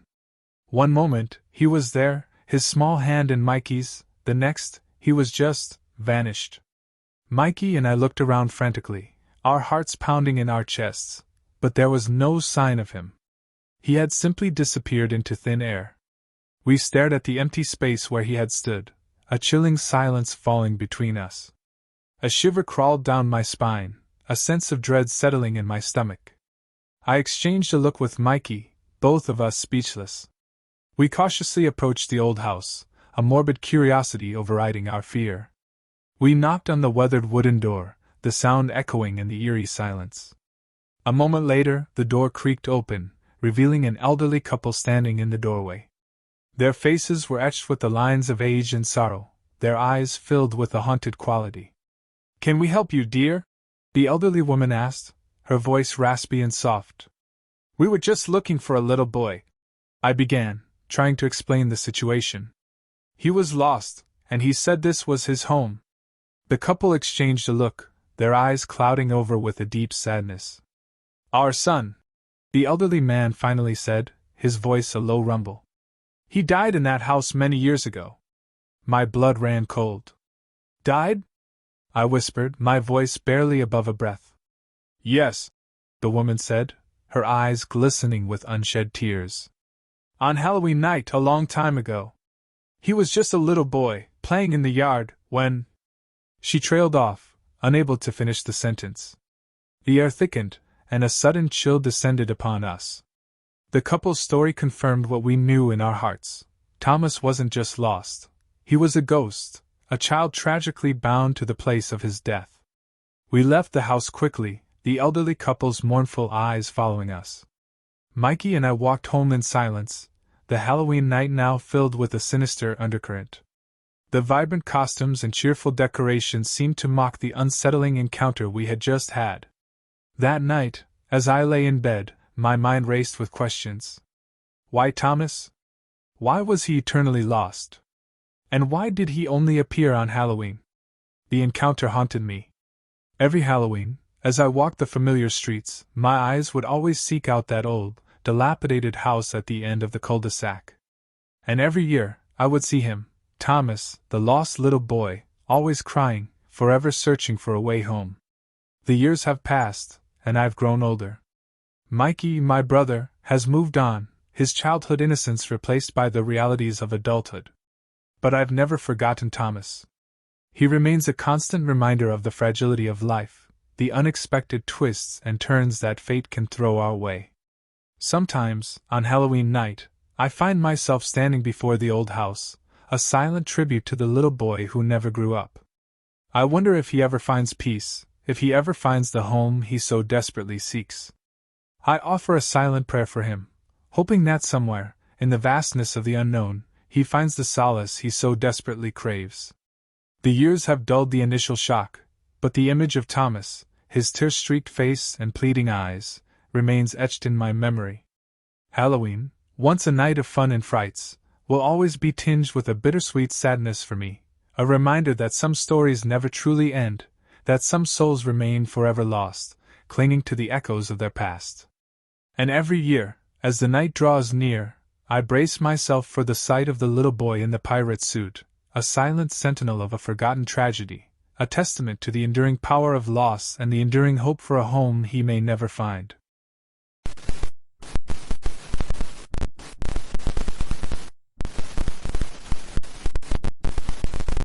Driving late on Halloween night, I scanned through the radio stations, trying to find some music to keep me company on the deserted road. The darkness outside was almost overwhelming, with only the dim glow of my headlights to pierce the inky blackness. The full moon hung low in the sky, casting long, spindly shadows that seemed to dance and twist in the corner of my eye. As I continued to flip through the stations, the usual mix of talk shows, music, and news faded into a cacophony of static and interference. I was about to give up and drive the rest of the way in silence when I stumbled across a broadcast that made me pause. It was a group of people having what sounded like a heated discussion, but their voices were garbled and strange, as if I was listening to a conversation from another time. Despite the distortion, I found myself becoming more and more engrossed in what they were saying. Their words were punctuated by long pauses, as if they were struggling to find the right thing to say or were deliberately choosing their words with great care. I couldn't make out most of what they were saying, but the urgency in their voices was palpable, even through the static. Suddenly, one voice broke through the garbled mess, cutting through the others like a knife. "You're not supposed to be here," the voice said, its tone low and menacing. I felt a chill run down my spine, a sense of unease settling in my stomach like a lead weight. I didn't know why, but those words sent a shiver down my spine, and I suddenly felt very alone and exposed out on that dark, empty road. No sooner had the words left the speaker's mouth than the station went silent, plunging me into a sudden, suffocating quiet. I quickly turned the dial, hoping to find something, anything, to break the oppressive silence. But before I could even finish scanning through the stations, the same voice came back, whispering my name like a dark secret. I froze, my heart slamming against my chest as adrenaline flooded my veins. How could they know my name? I had never heard that voice before, and yet it seemed to carry with it a weight and authority that I couldn't ignore. I felt a cold, clammy sweat break out on my forehead, and my hands shook as I fumbled with the radio, trying to turn it off. But just as I thought I had succeeded, the radio turned itself back on, filling the car with a harsh, eerie static that seemed to vibrate with an otherworldly energy. I could feel it resonating through my bones, making my teeth ache and my eyes water. I wanted to scream, to run, to do something, anything, to escape the terrible noise. But I couldn't move. I was frozen in place, my body paralyzed by fear as the static seemed to grow louder and louder, filling my head with a deafening roar. And then, just as suddenly as it had begun, the noise cut out, leaving me alone once again in the darkness. I don't know how long I sat there, my hands still trembling on the steering wheel, my breath coming in ragged gasps. But eventually, I managed to gather enough courage to continue driving, my eyes constantly darting to the rearview mirror, convinced that I was being followed. The rest of the drive was a blur, a nightmarish haze of twisting roads and shadowy figures that seemed to lurk just beyond the reach of my headlights. I don't know how I made it home, but when I finally pulled into my driveway, I was shaking from head to toe, my nerves frayed and raw. As I stumbled into my house, my mind was racing, trying to make sense of what had happened. Had I imagined the whole thing? Had the stress of the holiday and the late hour conspired to play tricks on my mind? Or had I somehow stumbled across something otherworldly, a broadcast from another realm that had somehow managed to penetrate the veil between worlds?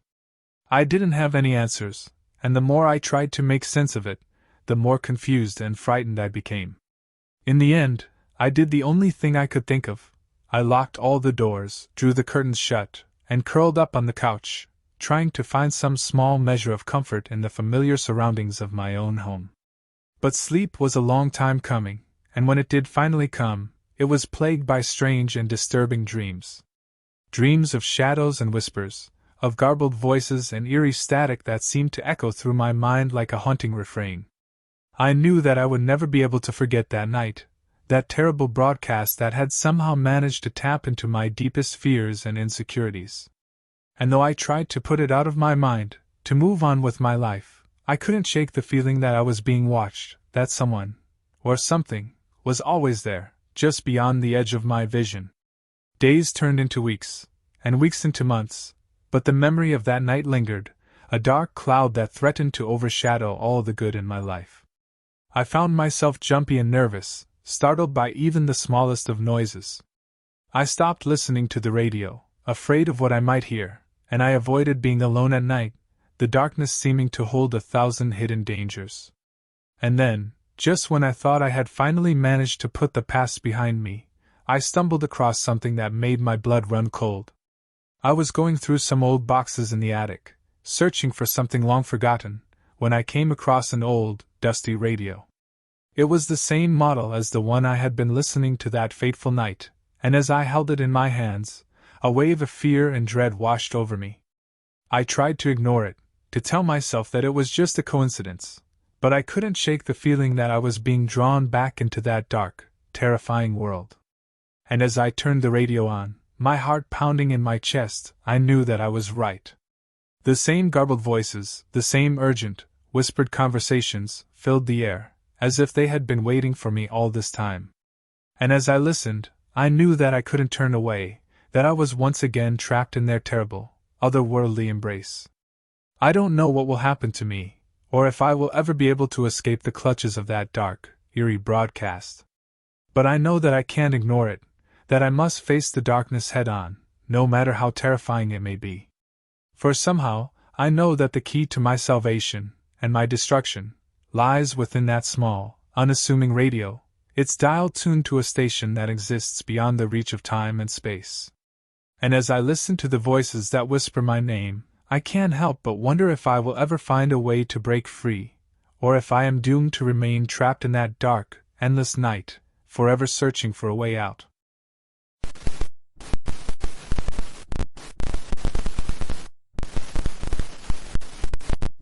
It was Halloween night, 2012, in the small town of Port Townsend, Washington.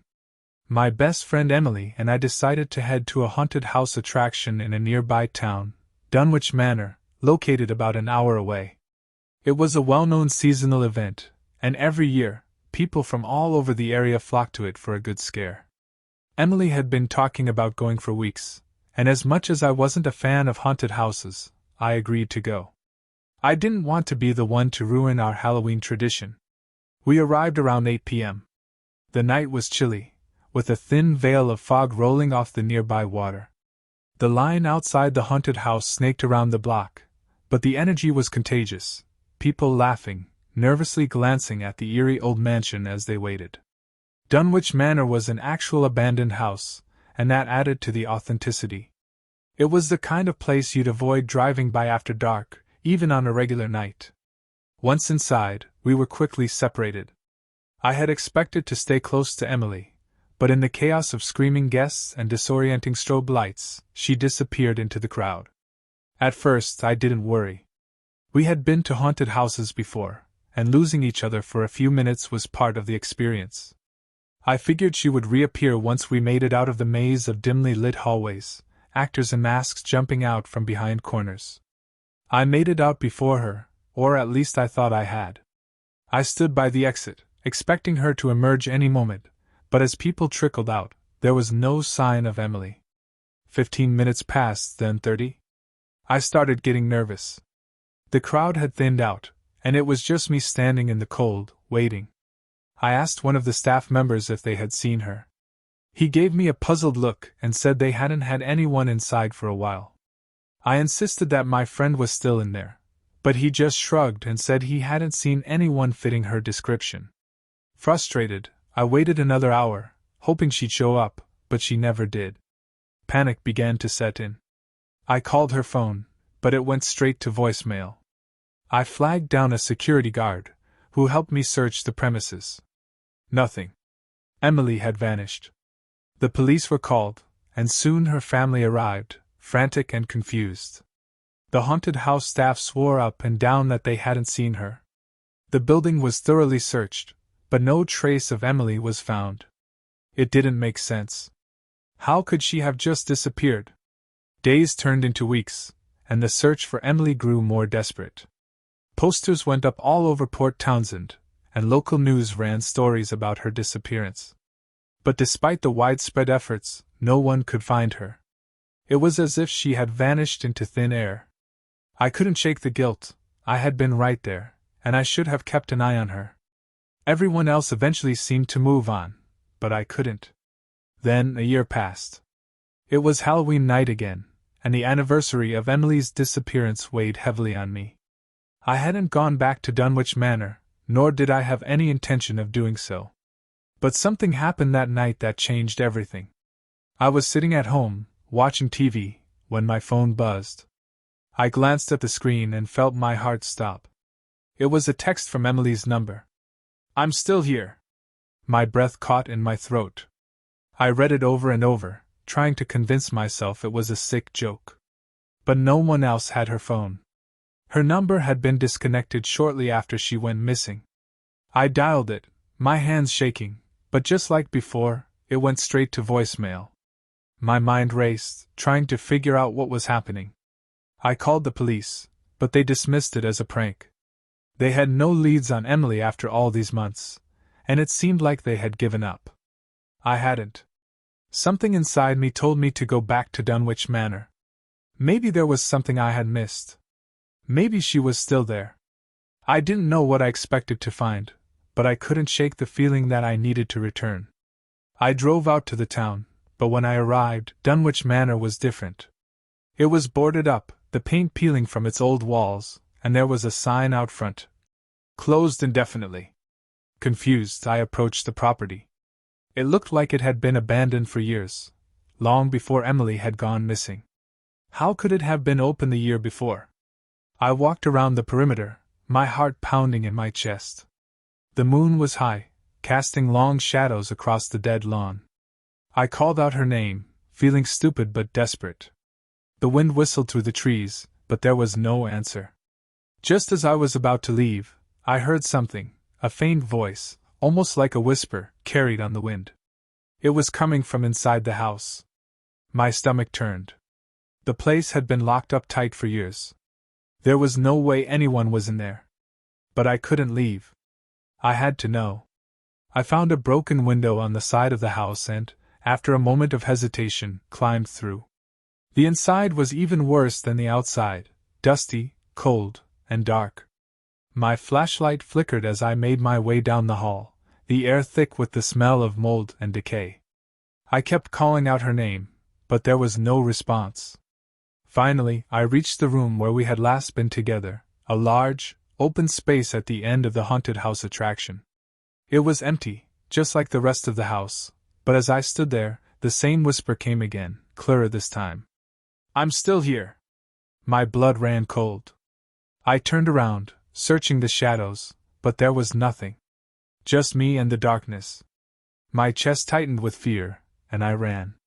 I scrambled back through the window, gasping for breath as I reached my car. I don't know what I heard that night, or what happened to Emily. Dunwich Manor was torn down the following year, and no trace of her was ever found. But every Halloween, I still received the same text from her number. "I'm still here." I've stopped replying. I've stopped trying to make sense of it. Some nights, I wonder if I should have stayed in that house longer. If I had been braver, maybe I would have found her. But deep down, I know that whatever happened to Emily isn't something I can fix. Wherever she is, she's not coming back. And part of me knows, I shouldn't go looking for her again.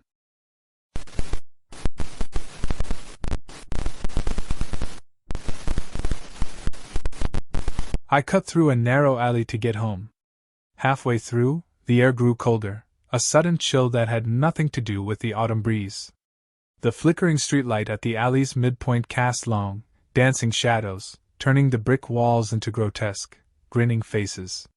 It was a shortcut, a foolish shortcut I'd taken many times before, but tonight, it felt wrong, a mistake I wished I could undo. Then I saw him. Standing under the wavering light, like a macabre statue come to life, was a man dressed as a clown. His costume was cheap, the fabric a faded, garish rainbow, but it was the clown's face that sent a shiver down my spine. His smile was too wide, stretching his painted lips impossibly far, revealing teeth that were too white, too perfect.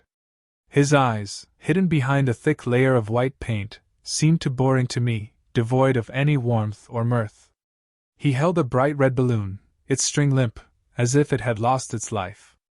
My heart hammered in my chest, a frantic drumbeat against my ribs. I tried to ignore him, to pretend I hadn't seen the unnerving figure lurking in the shadows, but my feet betrayed me. I walked faster, my pace increasing into a hurried trot. Yet the clown remained, his movements strangely silent despite the loud clapping of his oversized, brightly colored shoes on the pavement. He followed. Panic began to claw at my throat, icy fingers tightening around my windpipe. My breath came in ragged gasps, my lungs burning. The alley seemed to close in, the walls pressing closer, the shadows growing longer, more menacing. The clown's presence, his silent pursuit, was an oppressive weight, a suffocating blanket of dread. I glanced over my shoulder, catching a glimpse of him through the corner of my eye. His wide, painted smile remained fixed, but his eyes, if I could call those painted orbs eyes, seemed to flicker, shifting in the dim light. It was like a predator sizing up its prey, assessing its next move. My legs screamed in protest, protesting the frantic pace I was maintaining.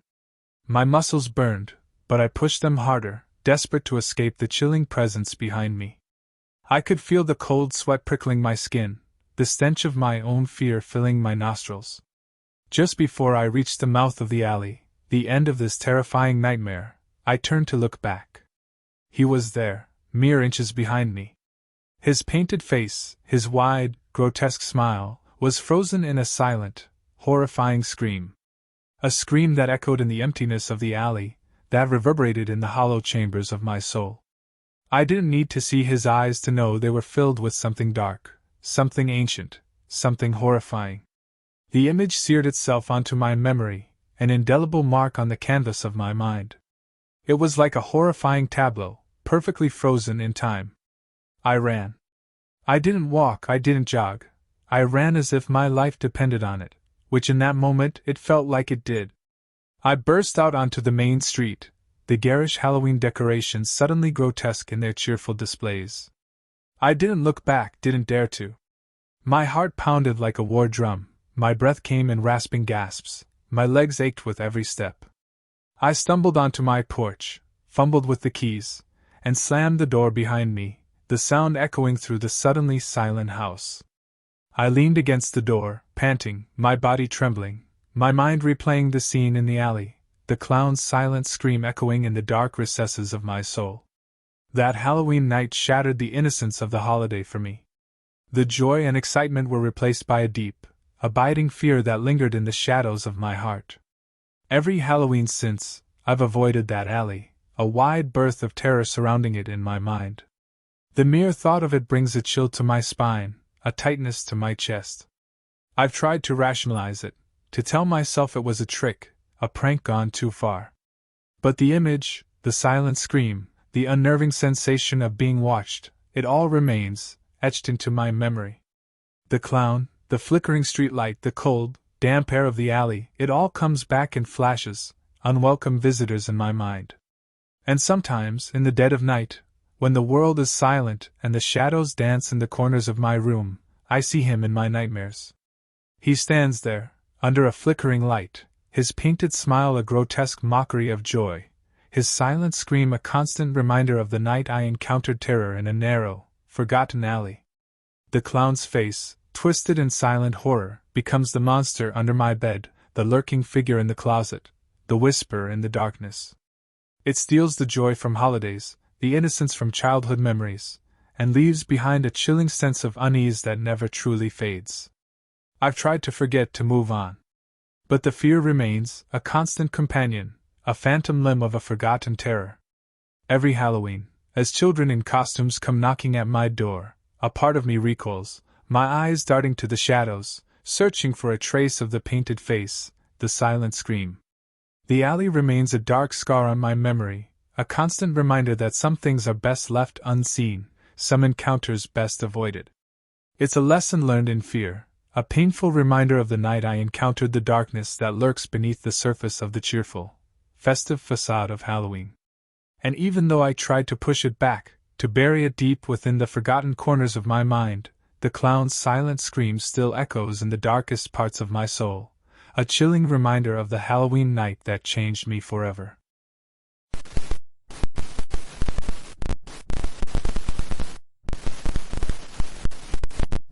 Every year, my family would pack up and head to Black Lake, a small town tucked away in the quiet forests of northern Michigan. It wasn't much of a town, just a few old houses, a diner, and a tiny general store.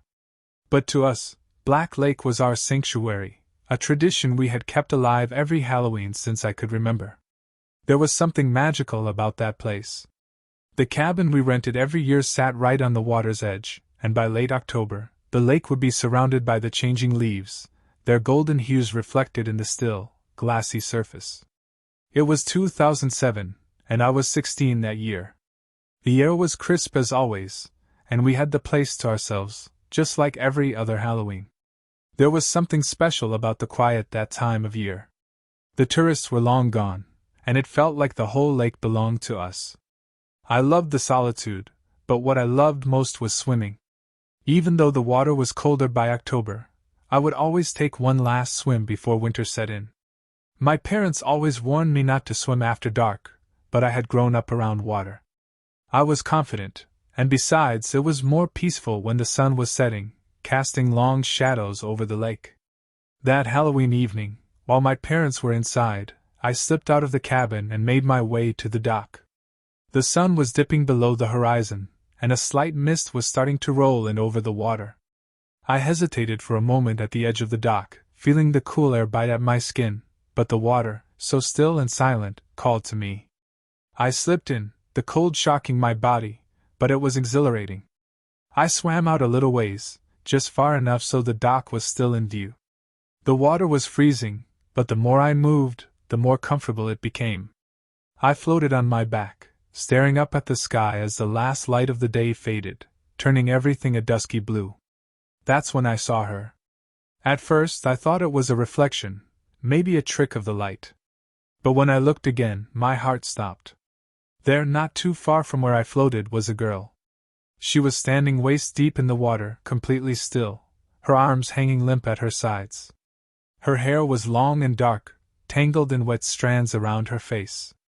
She was dressed in an old-fashioned white dress, something that looked like it belonged in a picture from decades ago. But it was her eyes that terrified me the most, wide, empty, and staring right at me. I was frozen, unable to look away. The way she stood there, silent and unmoving, sent a chill through me that had nothing to do with the cold water. I didn't understand what I was seeing. She looked too real to be a ghost, but everything about her was wrong. Her face was pale, and her mouth was slightly open, like she was about to speak but couldn't find the words. Without thinking, I swam for the shore as fast as I could. My heart was pounding in my ears, and the water felt like it was pulling me down with every stroke. When I reached the dock, I scrambled out, gasping for breath. My whole body was shaking, but I forced myself to turn around, to see if she was still there. But she was gone. The water was still again, just as it had been when I first stepped in, as if nothing had happened. I stood there, dripping and shivering, staring at the empty lake.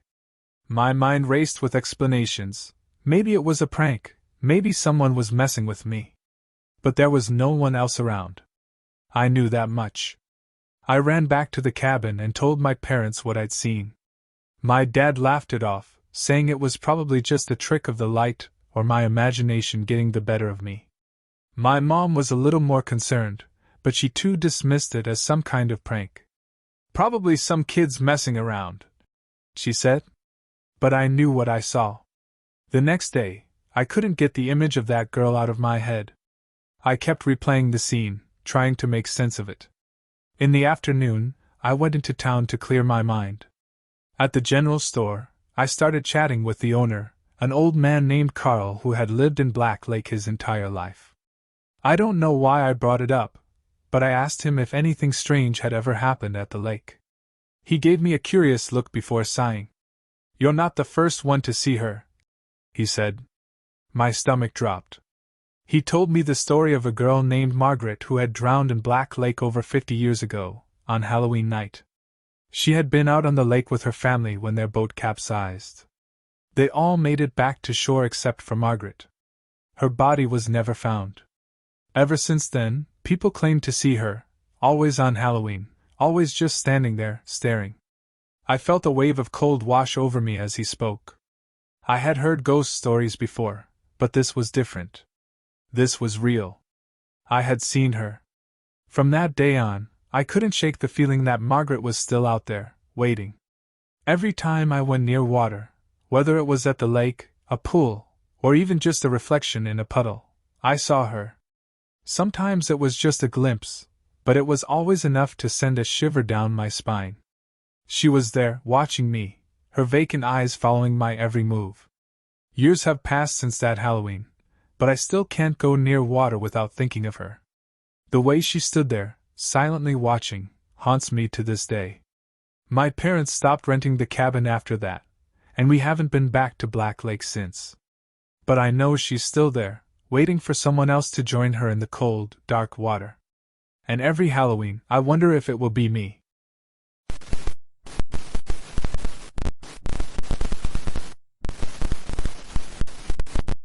Driving on a lonely highway on Halloween night, the wind howled a chilling tune through the skeletal branches of the ancient oak trees lining the road.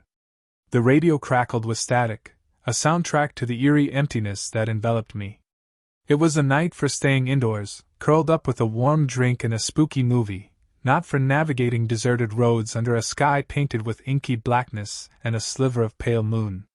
But I had a deadline looming, a crucial meeting the following morning in a town miles away, and the desire to avoid a long detour had pushed me onto this desolate stretch of asphalt. The highway stretched before me like a ribbon of darkness, punctuated only by the occasional flicker of headlights in the distance. My headlights cut through the gloom, illuminating the empty shoulder and the occasional roadside sign, its faded paint barely visible in the dim light. As I rounded a bend, a figure materialized at the edge of the road. A lone hitchhiker, bundled in dark clothing, their face obscured by a deep hood. My heart skipped a beat. It was a foolish thing to do, I knew that. A shiver ran down my spine despite the warmth of the car heater. Common sense screamed at me to keep driving, to leave the figure standing in the cold, but a strange sense of obligation, tinged with morbid curiosity, overrode my better judgment. I pulled over to the side of the road, my hand hovering over the lock button on the passenger door. The hitchhiker approached slowly, their movements stiff and silent. They climbed into the car without a word, their gaze never meeting mine. The air inside the car seemed to grow colder, as if a draft had suddenly snaked in. The scent of damp earth and something faintly metallic clung to them, despite the chill of the night. I tried to make small talk, to fill the awkward silence that had descended like a shroud. "Rough night for a walk, isn't it?" I asked, my voice a little too high-pitched for comfort. No answer. I glanced over at my passenger. They remained silent, their face still hidden under the deep hood. Their stillness was unsettling, almost as if they weren't breathing. I focused on the road ahead, willing myself to ignore the growing unease that was knotting in my stomach. The miles ticked by, the darkness outside mirroring the growing unease within me. I stole glances at my passenger, trying to get a glimpse of their face, but they remained stubbornly obscured. It felt like a long time before I finally decided to look over again, and that's when my blood ran cold. The passenger seat was empty. The car was silent, apart from the hum of the engine and the wind whistling outside. I slammed on the brakes, my heart pounding against my ribs like a trapped bird. I scanned the car frantically, my eyes darting from the back seat to the floor, before finally landing on the passenger door. It was closed. Completely closed. Panic seized me. I fumbled for my phone, my fingers clumsy in my haste. I frantically dialed 911, my voice trembling as I stammered out the story, the impossible story, of the disappearing hitchhiker. The operator's voice, calm and professional, was a stark contrast to my escalating terror. I pulled over to the nearest town, shaken and bewildered. I spent the rest of the night trying to make sense of what had happened. I told the police, who seemed initially skeptical but grew more serious as I insisted on the details, my fear and confusion bleeding into every word. They took my statement, looked into the matter, but dismissed it as an overactive imagination induced by a long night and a spooky holiday. Days turned into weeks, and the incident remained a bizarre anomaly in the fabric of my life. I tried rationalizing it. Perhaps I had simply hallucinated the hitchhiker, a figment of a tired mind. Or maybe I had simply forgotten him and then misinterpreted the empty seat. But a nagging doubt persisted, a seed of unease that refused to die. Then came the news, a hushed whisper at first, then a chilling revelation that sent shivers down my spine. A local newspaper article, tucked away on a back page, spoke of a tragic accident that had occurred years ago on that very stretch of highway. A young man, a hitchhiker, had been struck and killed by a speeding truck on Halloween night. His body, never fully recovered, was said to haunt the road, forever seeking a ride home. The pieces clicked into place with a sickening thud. The faint smell of damp earth and metal, the unsettling stillness of the figure, the disappearance, it all made terrible sense now. It had been him, the ghost of the hitchhiker, seeking a ride, a passage out of his eternal limbo. Every Halloween since then, I have avoided that stretch of highway like the plague. The memory, the chilling encounter, is seared into my mind, a vivid scar on the landscape of my thoughts. But even now, years later, driving on any deserted road on a dark night, I find myself glancing at the empty passenger seat, a creeping dread coiling in my stomach. I wonder if he's still out there, waiting, hoping for a ride. I wonder if one Halloween, he might return. The thought is enough to make my skin crawl, a chilling reminder that some journeys never end, and some passengers never truly leave. The empty seat remains a haunting symbol, a constant reminder of the night I glimpsed the unseen, a chilling echo of the hitchhiker who never reached his destination. And every Halloween, the question hangs in the air, unanswered, unanswerable. Will he return?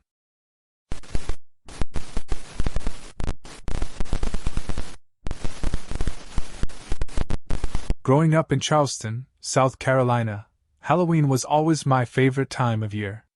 The old cobblestone streets, centuries-old buildings, and towering oaks draped in Spanish moss gave the city an eerie charm, especially when the autumn chill set in. Every Halloween, the town felt different, as if the history that lingered in every corner began to stir. That night in 2017, I learned firsthand just how alive Charleston's past could be. I was 25 at the time and still enjoyed walking around downtown during Halloween, soaking in the spooky atmosphere. That night, I was on my way back from a small party with friends, making the familiar walk through the French Quarter. The streets were crowded with people in costumes, laughter and voices echoing through the narrow lanes. I had planned to take my usual shortcut home, past St. Peter's Church, a Gothic structure that had fallen into disrepair decades ago. As I approached the street that led to the church, something strange happened. An old man appeared in front of me. His clothes were shabby, but his grip on my arm was strong, almost desperate. His face was wrinkled, and his eyes were wide with fear. "Don't go near the church tonight," he whispered, his voice hoarse but firm. "Promise me you won't." His words were a shock. I started to ask him why, but before I could get a response, he disappeared into the crowd as quickly as he'd appeared, like a ghost slipping back into the mist. I stood there for a moment, heart racing, wondering what had just happened. There was something unnerving about his warning, the way he spoke as if it was urgent, life-threatening even. But curiosity got the better of me. Besides, I had walked past St. Peter's many times before. It was just an old building, closed up and abandoned. What harm could it be? I shook off the encounter and continued down the street, feeling a mix of excitement and unease. The closer I got to the church, the quieter the night became. The laughter and chatter from the partygoers seemed to fade away, and the streetlights flickered as I approached the stone building. St. Peter's stood like a looming shadow at the end of the block. Its tall, arched windows were broken in places, and vines had long since crept up its stone walls. Despite its dilapidated state, the church had a kind of sinister elegance, especially under the pale Halloween moon. I slowed my pace as I neared it, feeling the temperature drop abruptly. The air grew cold, colder than it had been just minutes ago. My breath fogged in the air, and I could feel an unsettling weight pressing down on me, like I wasn't alone. That's when I saw them, shadowy figures moving inside the church. At first, I thought maybe it was a trick of the light or my imagination running wild after the old man's warning, but the figures were too clear, too real. They drifted behind the cracked windows, their movements slow and unnatural, as though they were floating just above the ground. I froze, staring in disbelief. My rational mind tried to make sense of it. Maybe it was a group of Halloween pranksters, kids sneaking into the old building to scare someone. But something about the way they moved, fluid yet broken, sent a chill down my spine. These weren't kids playing around. Whatever was inside the church didn't belong. Fear clawed at me, and before I knew it, I was running. My heart pounded in my chest as I raced down the street, refusing to look back. The temperature seemed to drop even further the faster I ran, as if the air itself was chasing me. When I finally reached my apartment, I slammed the door shut and locked it, collapsing onto my couch. My hands were trembling, and my mind was spinning with questions. What had I just seen? Who were those figures, and why had the old man warned me to stay away? I barely slept that night, haunted by the memory of those shadowy figures and the strange encounter with the man. I woke up the next day determined to figure out what had happened. I told a few friends about it, expecting them to laugh it off or tell me it was just my imagination. But instead, they exchanged nervous glances. "That church hasn't been used in decades," one of them said. "It was abandoned in the 1960s after a fire, but before that, weird things happened there. People always said it was haunted." I felt a cold knot form in my stomach as they told me the rest. St. Peter's had been the site of several unexplained deaths in the 1920s. Some said it was cursed, others believed it was a gateway to something dark. Either way, after the fire, no one had dared to restore it, and the city eventually left it to rot. I couldn't stop thinking about the old man who had warned me. When I asked around, describing him to people who had lived in the neighborhood for years, I learned something that made my blood run cold. There had been a man fitting his description who used to live nearby, someone who had been deeply involved with the church before the fire. But here's the thing, he had died decades ago, shortly after the church was abandoned. That was when I realized that the man I'd spoken to wasn't just some eccentric stranger. He had been trying to warn me from beyond the grave. Now, every Halloween, I avoid that street entirely. The memory of that night still sends shivers down my spine, and I can't shake the feeling that the figures I saw in the church were waiting for me. I don't know what would have happened if I had stayed any longer, and I don't want to find out. Charleston is full of ghost stories, but this one is mine. And every Halloween, I remind myself of that old man's warning. Don't go near the church.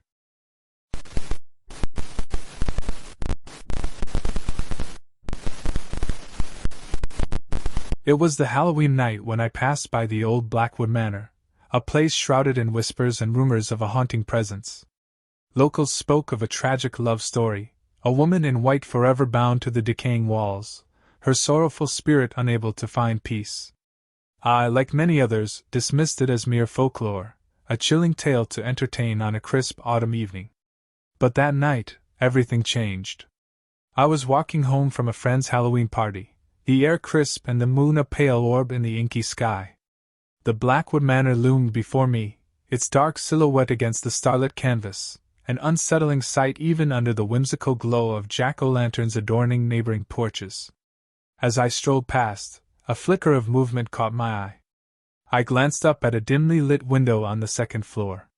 And there she was. A woman in a flowing white dress, her form ethereal against the darkened room. Her face was pale, almost translucent, and her expression was blank, devoid of any emotion. But her eyes were fixed on me, following my every step as I walked past. They held no warmth, no malice, just a chilling, unwavering gaze that sent a shiver down my spine. My heart hammered in my chest, a frantic drum against my ribs. I quickened my pace, my mind racing with 1,000 questions. Was it a trick of the light? A Halloween prank? Or was it her? The ghost of Blackwood Manor? I hurried home, the image of the woman in white seared into my memory. The Halloween decorations, once comforting and cheerful, now felt menacing, their cheerful glow a stark contrast to the unsettling encounter I had just experienced. Once I was inside, I felt a sense of relief wash over me. I closed and locked the door, needing to put some distance between myself and the old house. But that feeling of relief was short-lived. Driven by an inexplicable urge, I went to the window and peered out into the night. There, bathed in the pale moonlight, she stood. The woman in white, outside my own home, her gaze unwavering, locked onto mine. A gasp escaped my lips. My blood ran cold. It wasn't just a fleeting glimpse, a trick of the eyes. She was real, or at least, her presence was. My pulse quickened, a frantic rhythm against my ribs. It was as if she was watching me. I retreated from the window, my heart pounding in my chest. The image of her unwavering stare haunted my dreams that night. I tried to explain it away, to rationalize it as a figment of my imagination, a Halloween-induced hallucination. But the memory of her eyes, those vacant, yet eerily knowing eyes, was too vivid, too intense to be ignored. The next day, I tried to forget about it. But the unease remained. The image of the woman in white continued to haunt my thoughts, flickering at the edges of my vision. Then, Halloween of the following year rolled around. The same unsettling feeling returned, the same sense of dread that had gripped me the previous year. I tried to avoid Blackwood Manor, but it was inevitable. As I walked down the sidewalk, I felt a strange pull towards the old house. As I neared, I glanced up, and there she was, at the same window, the same white dress, the same vacant expression, her eyes following me. And so it continued year after year. Every Halloween, without fail, she would appear. Sometimes at the old house, peering out the window, other times in the reflection of a store window, in a puddle, or in the warped glass of an antique mirror. Her presence was always there, like a silent specter, always watching, never blinking. I started researching the history of Blackwood Manor. I visited the local library, scouring old newspaper articles and dusty town records. I discovered that the woman in white was believed to be Eleanor Blackwood, the wife of the manor's original owner. Legend had it that she had died tragically within the house, heartbroken and alone. They said she was a gentle soul, a lover of autumn and Halloween. The more I learned, the more I understood. I realized that she wasn't malicious. She wasn't trying to scare me. She was simply there. Her spirit, tethered to the house and the memories of her life, unable to move on. Perhaps she was searching for something, or someone. The initial fear that had gripped me began to fade, replaced by a strange sense of empathy. I understood her loneliness, her silent plea for acknowledgement. Halloween became a night of silent acknowledgement. I would visit the old house, not out of fear, but out of a strange sense of duty. I would stand across the street, facing the darkened windows, and whisper a silent greeting. One year, as I stood before the house, I saw her again, at her usual window. I felt a strange connection, a silent understanding. I looked her in the eyes, the same vacant orbs that had once terrified me, and for the first time I didn't see a ghost. I saw a sorrowful woman, a wisp of a memory, a love lost in time. And for the first time, I felt a flicker of compassion. I wasn't afraid. I didn't feel threatened. I just felt sad. I never truly knew her story, not in detail, but I knew that her spirit was inextricably linked to Blackwood Manor, to the autumn leaves and the crisp Halloween nights. And as the years passed, I continued to see her, a silent witness to the seasons changing, to the passage of time. She became a familiar part of my Halloweens, a ghost story whispered in the wind, a faint echo of a life lived and lost. A reminder that even in the chilling darkness, there is a flicker of hope, a trace of a story waiting to be understood. Perhaps, in her silent watchfulness, Eleanor Blackwood found her own strange peace, a comfort in being remembered, even if it was just by a man who passed by one Halloween night and saw a woman in white at the window.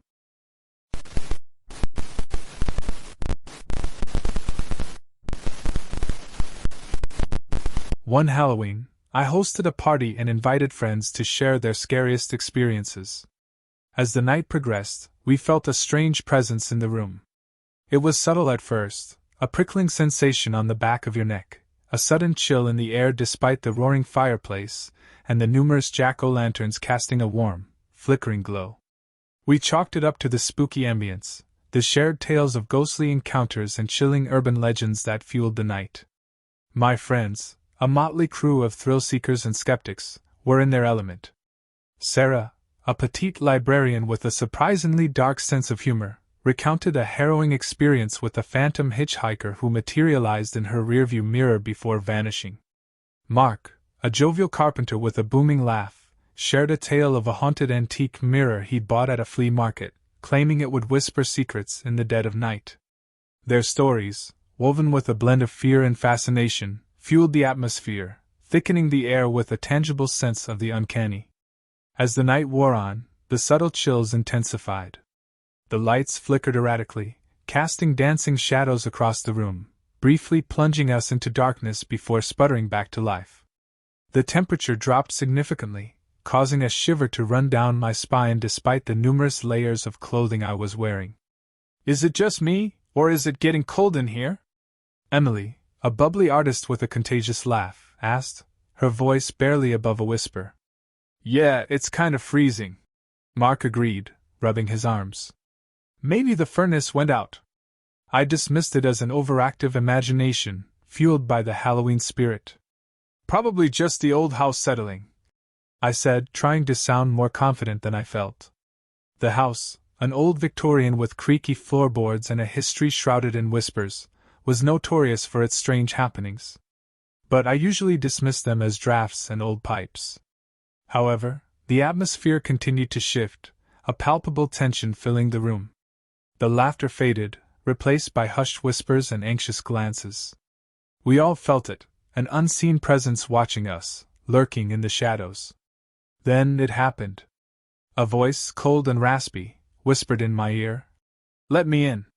My blood ran cold. I whirled around, my heart pounding in my chest, expecting to see someone standing behind me, a mischievous friend playing a prank. But there was nothing. No one. Just the flickering candlelight casting grotesque shadows on the walls. A wave of nausea washed over me. My friends, their faces pale and wide-eyed, turned to me, their expressions mirroring my own terror. We were not alone. The rest of the evening was a blur of escalating fear. We tried to distract ourselves with more stories, but the chilling whisper in my ear echoed incessantly in my mind. The lights continued to flicker, casting a sinister ballet of light and darkness. The temperature plummeted, sending a shiver through the room, despite the numerous layers of clothing we wore. We huddled together, clinging to each other for comfort, trying to maintain a semblance of normalcy, but the unnerving presence was inescapable. Eventually, we decided to call it a night. I ushered my friends out, my mind racing with fear and confusion. As soon as the last guest had left, I raced upstairs to my bathroom. I switched on the light, expecting the familiar warmth of the brightly lit room. But, as the light illuminated the mirror, my breath hitched in my throat. A bloody handprint, stark and crimson, was etched on the glass. It was then that I knew we weren't dealing with a prank, a mischievous ghost, or Halloween vibes. It was something far more sinister, something malevolent. And it was in my house. The terror was immediate and visceral. I spent the rest of the night unable to sleep, listening to every creak and groan of the house, convinced that I could feel the unseen presence watching me.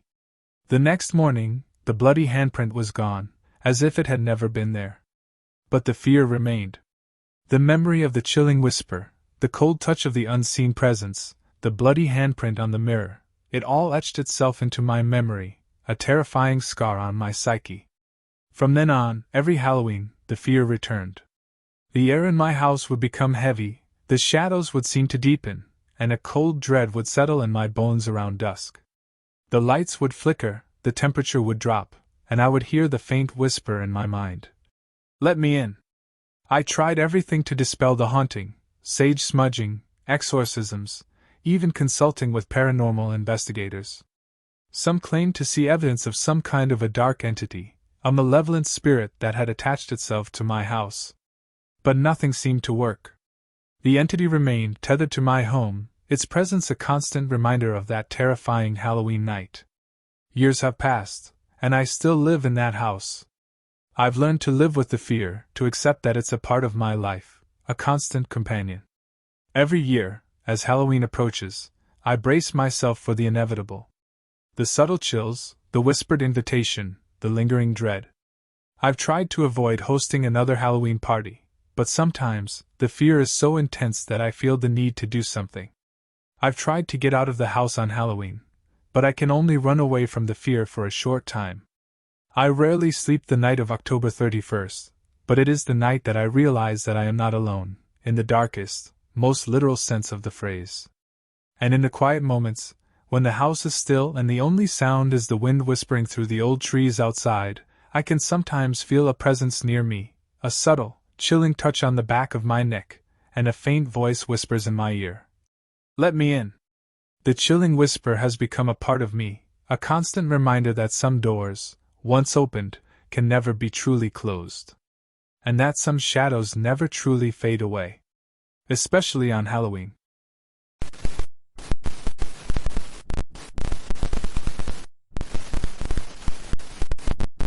Halloween night started like any other, typical festive energy in the air, pumpkins glowing on porches, and kids in costumes flooding the streets.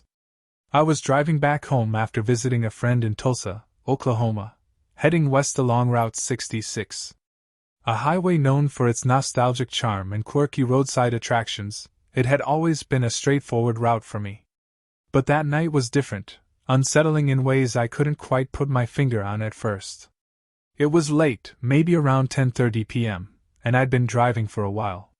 The night was crisp, the air cool, and the roads were eerily quiet. No cars had passed me in nearly an hour, which felt odd for a night like Halloween. I hadn't been paying close attention to the signs but started noticing that familiar landmarks along Route 66 were absent. Gas stations, diners, and motels that should have dotted the roadside were nowhere in sight. I figured I'd zoned out for a bit, lost in the darkness of the highway. But soon, something even stranger happened. My GPS lost signal, the map on the screen showing nothing but a blank void. The road seemed to stretch endlessly ahead, without any signs of civilization.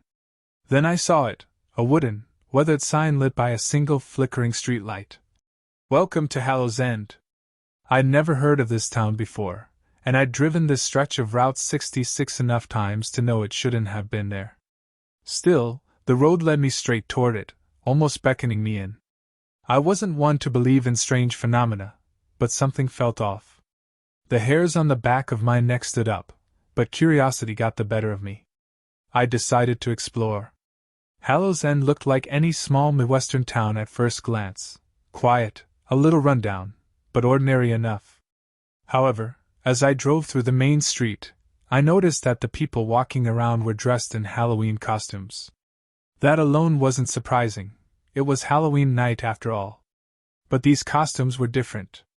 They weren't the playful, cartoonish outfits you'd see at parties or trick-or-treating. These were disturbingly realistic, almost as though the people had become the creatures they were pretending to be. A man in a ragged zombie costume stumbled across the road ahead of me. His makeup was so lifelike that I could see what looked like open sores and decaying flesh. As I drove further, I saw a woman dressed as a witch, her crooked nose and warty skin looking alarmingly authentic. It was hard to tell where the mask began and her skin ended. Children dressed as skeletons, their hollow eye sockets too dark and too deep, seemed to stare directly at me from the sidewalk. I couldn't shake the feeling that their eyes followed my every move. I wanted to turn around, but the road behind me had vanished into the night. There was no way back. My only option was to keep going. I pulled into what appeared to be a town square, a small park surrounded by old-fashioned shops and homes. In the center stood a towering oak tree, its branches twisted and bare, illuminated by a few flickering lampposts. I parked my car and got out, hoping to ask someone for directions. Maybe I could find out where I'd gone wrong. Approaching a small group of people gathered around a bonfire, I called out, "Excuse me, can you help me? I seem to have gotten lost." They turned toward me, their faces hidden behind grotesque masks. No, not masks. The longer I looked, the more I realized they weren't wearing masks at all. Their skin was grotesquely misshapen, their features distorted as if someone had pulled and stretched them into monstrous visages. One man, or what I thought was a man, had elongated limbs and sharp, jagged teeth that didn't fit in his mouth. "We've been waiting for you," one of them rasped, his voice guttural and chilling. My heart pounded in my chest as I stepped back, trying to remain calm. "What do you mean?" "We all get lost here, eventually," a woman in the group said, her voice soft but sinister. "This town, it's where the lost come to find themselves. Or something else finds them." Suddenly, the entire town felt like a trap, a place that wasn't supposed to exist. I looked back at my car, contemplating jumping in and speeding away, but something told me I wouldn't get far. "Stay for a while," another voice urged from behind me. I turned to see a child, no older than 6, dressed in a tattered clown costume. But his face, it was cracked porcelain, with large, empty eyes that seemed to bore into my soul. I bolted from my car, fumbling for the keys in my pocket. My hands were shaking so badly that I dropped them on the ground. As I bent down to grab them, I heard footsteps approaching, slow and deliberate. The air felt thick, suffocating, as if the whole town was closing in on me. Finally managing to start the car, I slammed on the gas and peeled out of the square, my tires screeching against the pavement. The road ahead was a blur, my only focus on escaping that nightmare of a town. As I sped down the road, I could see people, creatures, lining the streets, watching me with those dark, hollow eyes. After what felt like an eternity, the road began to shift. The dark, twisted landscape of Hallow's End faded, and the familiar sights of Route 66 reappeared.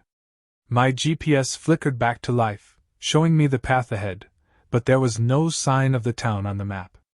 It was as if it had never existed. I didn't stop until I reached the next real town, a good 40 miles away.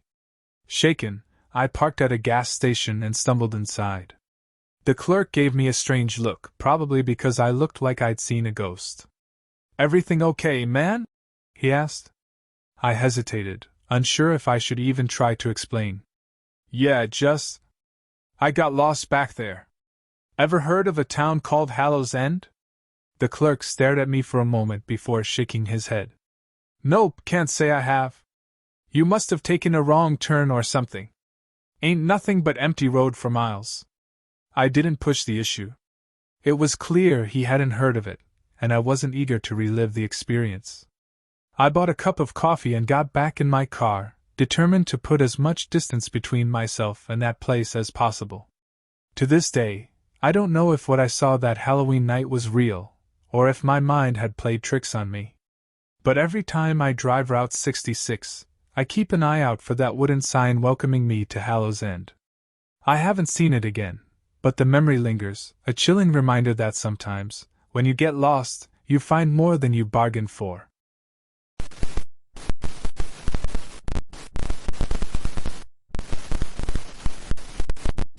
It was 1998, and I had just moved to Chicago for my first job out of college. The city was vibrant, and my new apartment was in a quiet, older neighborhood in the West Ridge area. The building itself had character, an old brownstone with ivy crawling up the side, a courtyard out front, and wide hallways that echoed slightly when you walked down them. I had found the place through a local listing, and the rent was surprisingly affordable. The landlady, Mrs. Carter, was a kind woman in her late 60s, a widow who lived on the first floor.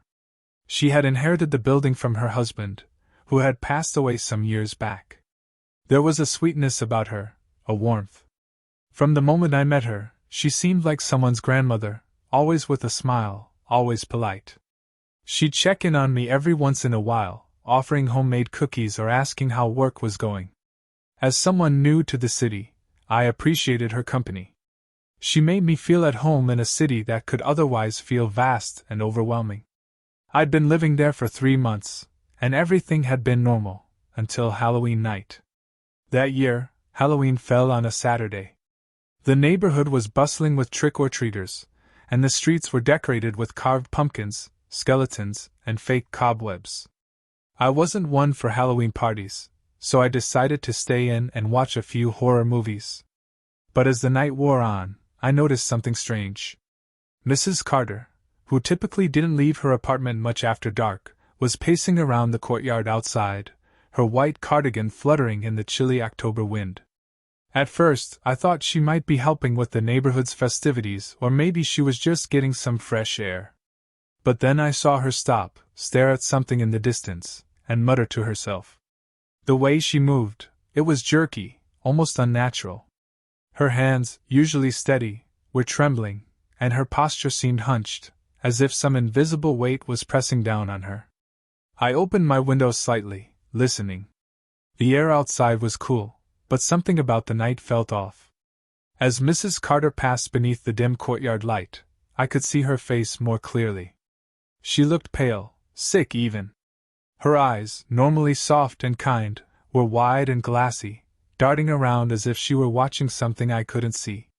Concerned, I decided to head downstairs and check on her. I grabbed my jacket and headed into the hallway. The stairs creaked under my weight as I made my way down to the first floor. When I opened the front door to the courtyard, Mrs. Carter was standing still, staring at the gate that led out to the street. She didn't seem to notice me approach. "Mrs. Carter?" I called out softly. She didn't respond. "Mrs. Carter, are you okay?"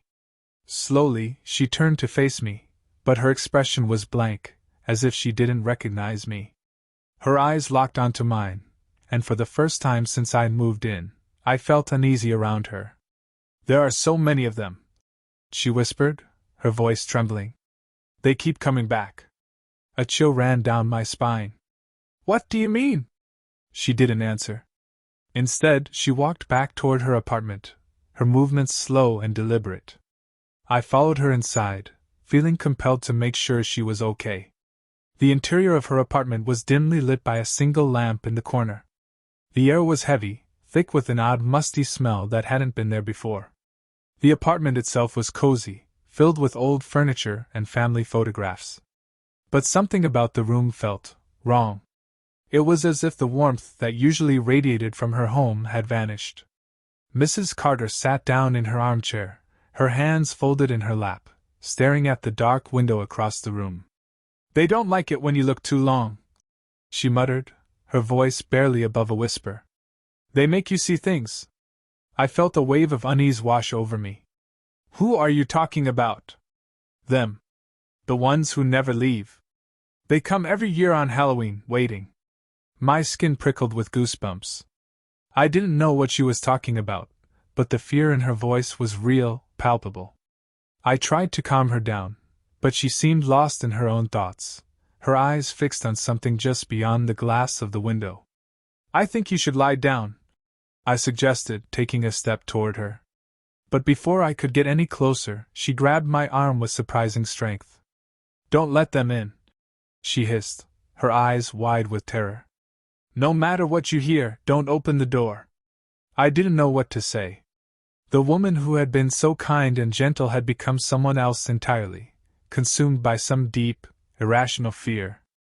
I helped her into bed, hoping that some rest would help. As I left her room, I heard her whispering to herself, repeating the same phrase over and over. "They keep coming back. They keep coming back." Shaken, I locked her door behind me and returned to my apartment upstairs. I told myself she was just confused, that maybe her age was catching up with her.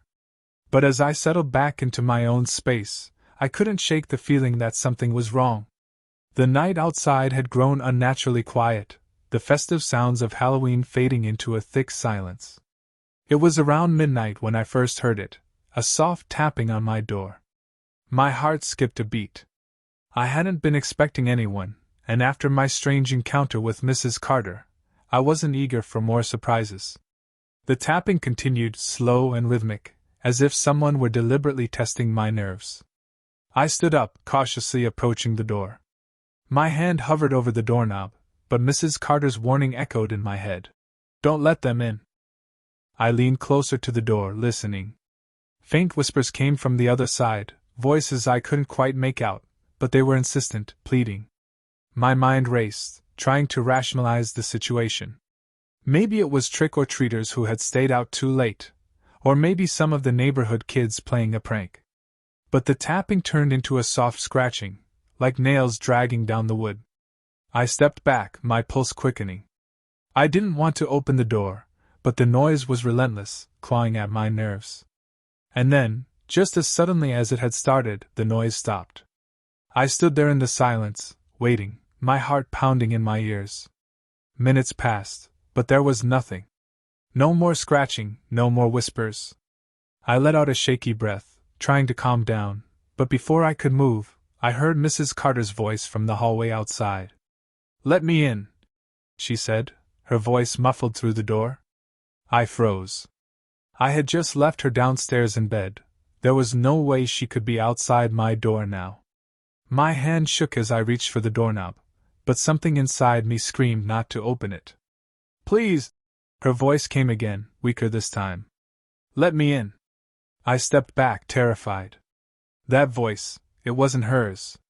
It was distorted, wrong, like something was trying to mimic her but didn't quite know how. I didn't sleep that night. I sat by my door, listening to the quiet, too afraid to move. When morning finally came, I went downstairs to check on Mrs. Carter. Her apartment was empty. The bed was neatly made, the furniture in its usual place, but she was gone. I knocked on the neighbor's door, asking if anyone had seen her, but no one had. It was as if she had vanished, leaving nothing behind but the lingering sense of dread that had seeped into every corner of that old brownstone. I never saw Mrs. Carter again. Weeks passed, and despite filing a missing persons report, the police found no trace of her. I eventually moved out, unable to shake the feeling that whatever had happened that Halloween night was something far beyond my understanding. And to this day, I still wonder, what was I about to let in?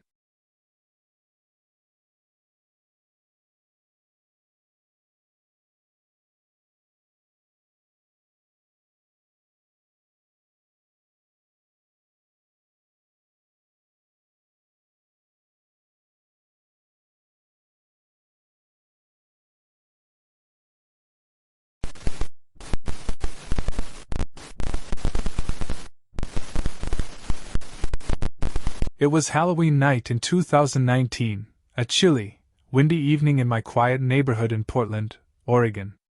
The day had been filled with the usual Halloween excitement, kids dressed as witches, superheroes, and ghosts, running from house to house for candy.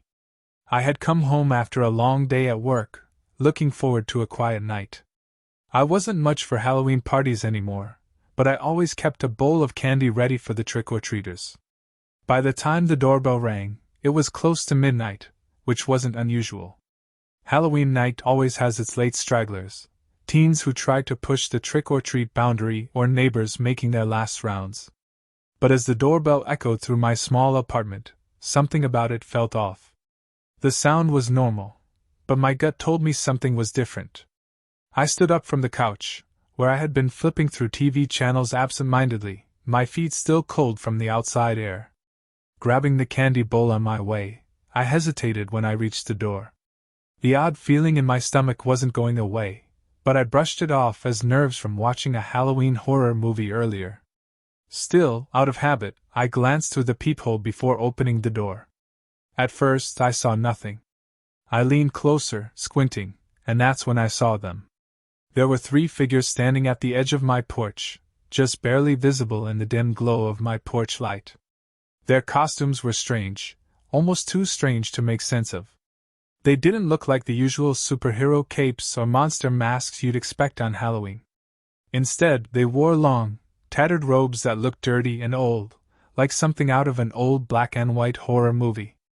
Their faces were covered in masks, grotesque, pale faces with hollow eyes, far too realistic to be typical Halloween masks. A chill ran down my spine. These weren't kids or teens playing a prank. The figures didn't move. They just stood there, staring at the door, as if waiting for me to do something. I backed away from the door without opening it. I don't know why, but I felt an overwhelming sense of dread. I told myself it was just a couple of teenagers pulling off a creepy Halloween costume stunt, but my gut kept screaming at me that something was wrong. The doorbell rang again, this time longer, like someone was holding it down. I took a deep breath and approached the door once more. Peeking through the peephole again, I noticed the 3 figures hadn't moved. They just stood there, completely still. That's when I realized something even more unnerving. Their masks were staring directly at the peephole, as if they knew I was looking at them. The hollow, black eyes on the masks seemed to meet mine, and I felt a shiver run through me. I grabbed my phone and texted my friend Nate, who lived down the street. "Hey man, something weird is happening here. You still up?" A minute passed, and my phone buzzed. Nate replied, "Yeah, what's going on?" Before I could respond, there was a soft, almost polite knock on the door. I froze. The figures outside hadn't moved a muscle when I'd looked through the peephole. How could they have knocked? My heart raced as I considered my options. I didn't want to open the door, but I also didn't want to ignore it. Maybe it was just some elaborate prank, and I was overreacting.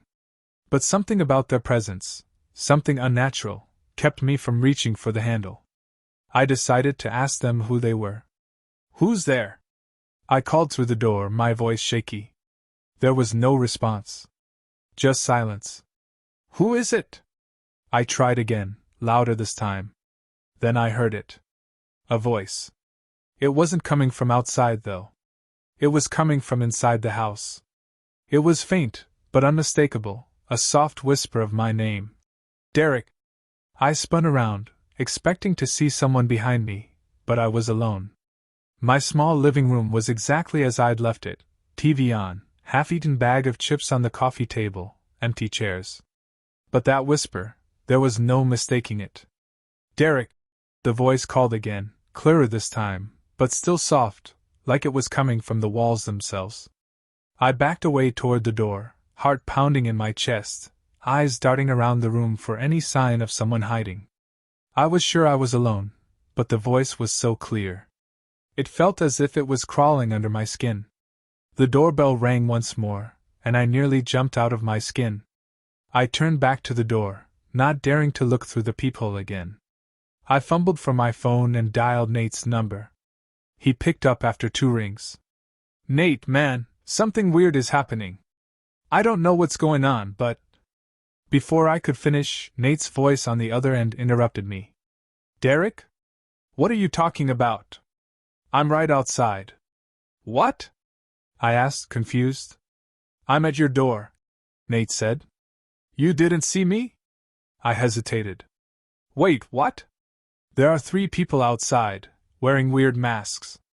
I didn't see you. There was a pause, and when Nate spoke again, his voice was low, almost a whisper. Derek, I've been standing here for 5 minutes. There's no one else outside. It's just me. My heart skipped a beat. That wasn't possible. I had just seen those figures. My hands trembled as I stepped back toward the door and peered through the peephole again. This time, the porch was empty. No robed figures. No grotesque masks. Just Nate, standing there in his hoodie, looking confused. I slowly opened the door, feeling the cool night air rush in. Nate stepped inside, giving me a curious look. You all right? He asked. I shook my head, still trying to process what had happened. I swear, there were 3 people out there, just standing. I saw them. They rang the bell, they knocked. Nate frowned. I didn't see anyone. You sure? I nodded, but I wasn't sure of anything anymore. We sat down on the couch, and Nate tried to reassure me that it was probably just a Halloween prank, or my mind playing tricks on me after a long day.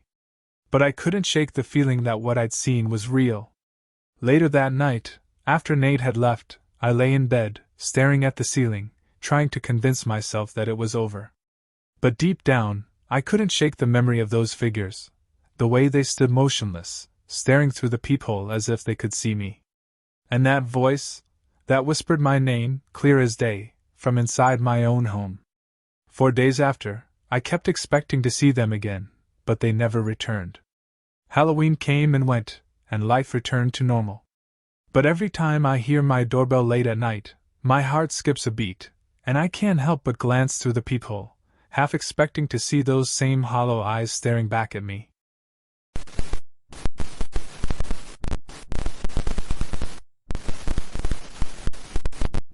It was October 31st, 2019, Halloween night. I had just gotten back from a small neighborhood party, nothing too wild, just friends, drinks, and costumes. I was still dressed up in my witch costume, my black hat and cape tossed lazily on the chair next to my bed. I was exhausted but in a good mood, thinking about the fun I had that night. As I sat down on my bed and started scrolling through my phone, I got a video call from Zach, my boyfriend. He and I had been dating for about 6 months, and even though we didn't spend Halloween together, we made sure to stay connected throughout the night.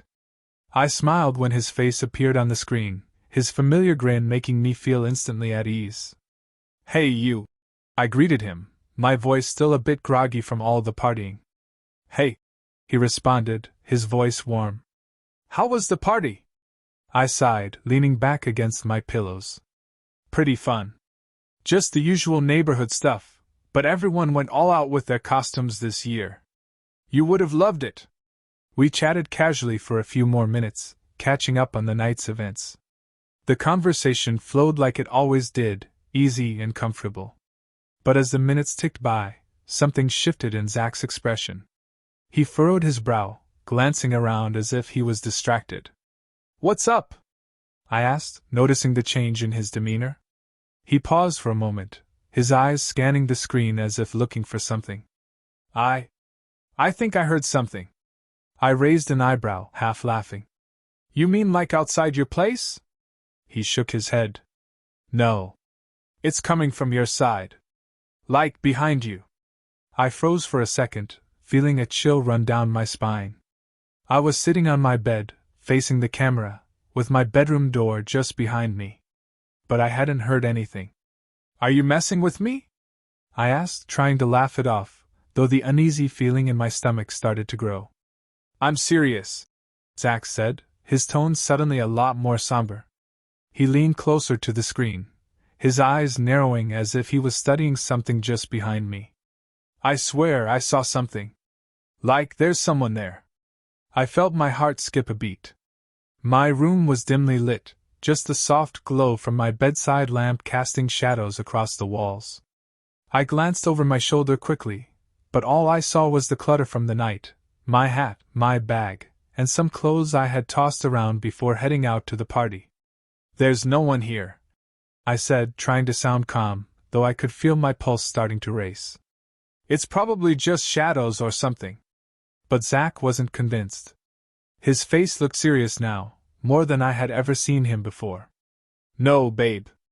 I'm telling you, there's something moving behind you. Just check." I swallowed hard, turning to face the back of my room. Everything looked the same as it always did, nothing seemed out of place. But Zach's expression hadn't changed. He looked genuinely freaked out, and that's when the knot in my stomach really tightened. "Okay, seriously," I said, my voice a little shaky now. "What did you see?" Zach hesitated before answering. His voice dropped to a near whisper. "There's someone, standing by your bed. It looked like, I don't know, like a person in the corner, but they were kind of hunched over." My breath caught in my throat. There was no one in my room, I was sure of it. But the way he described it, the way his face looked, I couldn't shake the growing dread that was creeping into my chest. "I'm not kidding, there's no one here," I said, my voice barely a whisper now. I stood up from the bed, trying to look brave, and walked over to the corner he was talking about. "See? Nothing." But Zach wasn't convinced. "It was there," he insisted. "Right behind you. I swear it moved." I stood there for a second, my heart pounding in my ears. The air in the room felt different now, thicker, heavier. I tried to shake it off, rationalize it. Maybe it was just the stress of Halloween night, or maybe Zach's imagination was running wild because of all the spooky stories we had been talking about earlier.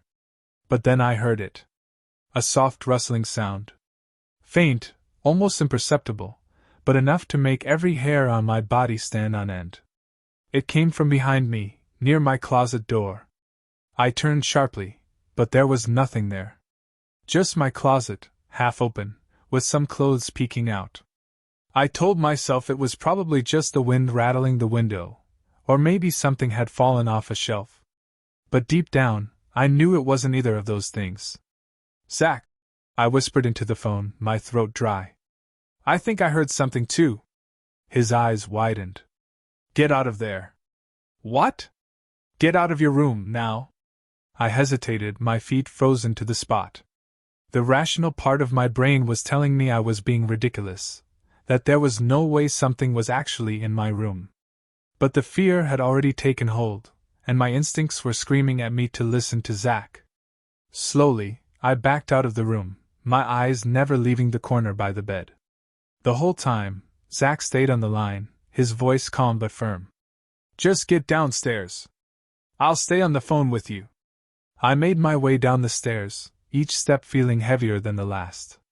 When I reached the living room, I finally let out a shaky breath, trying to calm my racing heart. "Are you okay?" Zach asked, his voice still tense.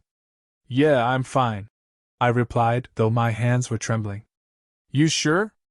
I nodded, even though I knew he couldn't see me. "Yeah, I'm okay. There's nothing there." But even as I said the words, I couldn't shake the feeling that something was wrong. The house felt off, like it wasn't just mine anymore. We stayed on the phone for another hour, talking about everything and nothing, trying to forget about the creepy moment. Eventually, Zach calmed down, and so did I. But as the night wore on and I tried to sleep on the couch, I couldn't shake the feeling that something was still upstairs, watching, waiting. The next morning, I reluctantly went back to my bedroom, bracing myself for whatever I might find. But everything was as it should be, no creepy figures, no sounds, just my messy room. I felt silly for being so scared. But that night, when I went to bed, I noticed something I hadn't seen before. My closet door was slightly ajar, even though I distinctly remembered closing it the day before. Inside, hanging on the hook, was an old, tattered coat I didn't recognize.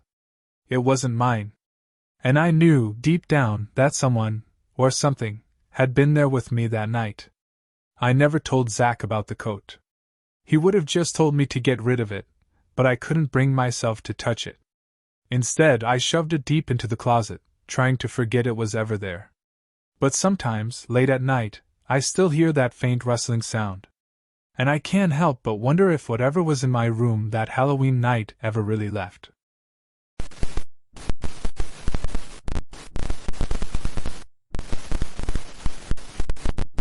The night was alive with laughter and the distant sounds of carnival games.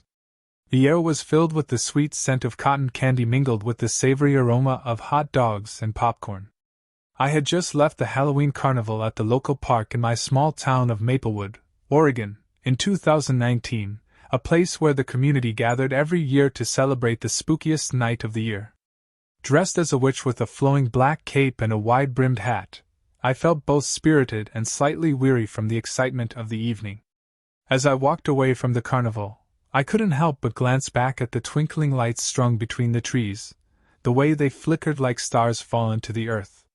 My friends had decided to stay a bit longer, but I had a nagging feeling that it was time for me to head home. I was a junior in high school, with studies awaiting me, and my parents had warned me not to stay out too late. Still, a lingering sense of something peculiar washed over me as I left the laughter and chatter behind. The night was crisp, and the moon hung high, casting an eerie glow over the empty streets.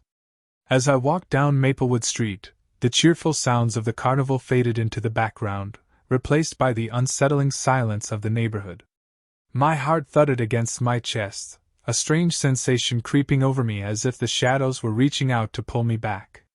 I paused for a moment, shaking my head to clear my thoughts, but the feeling persisted.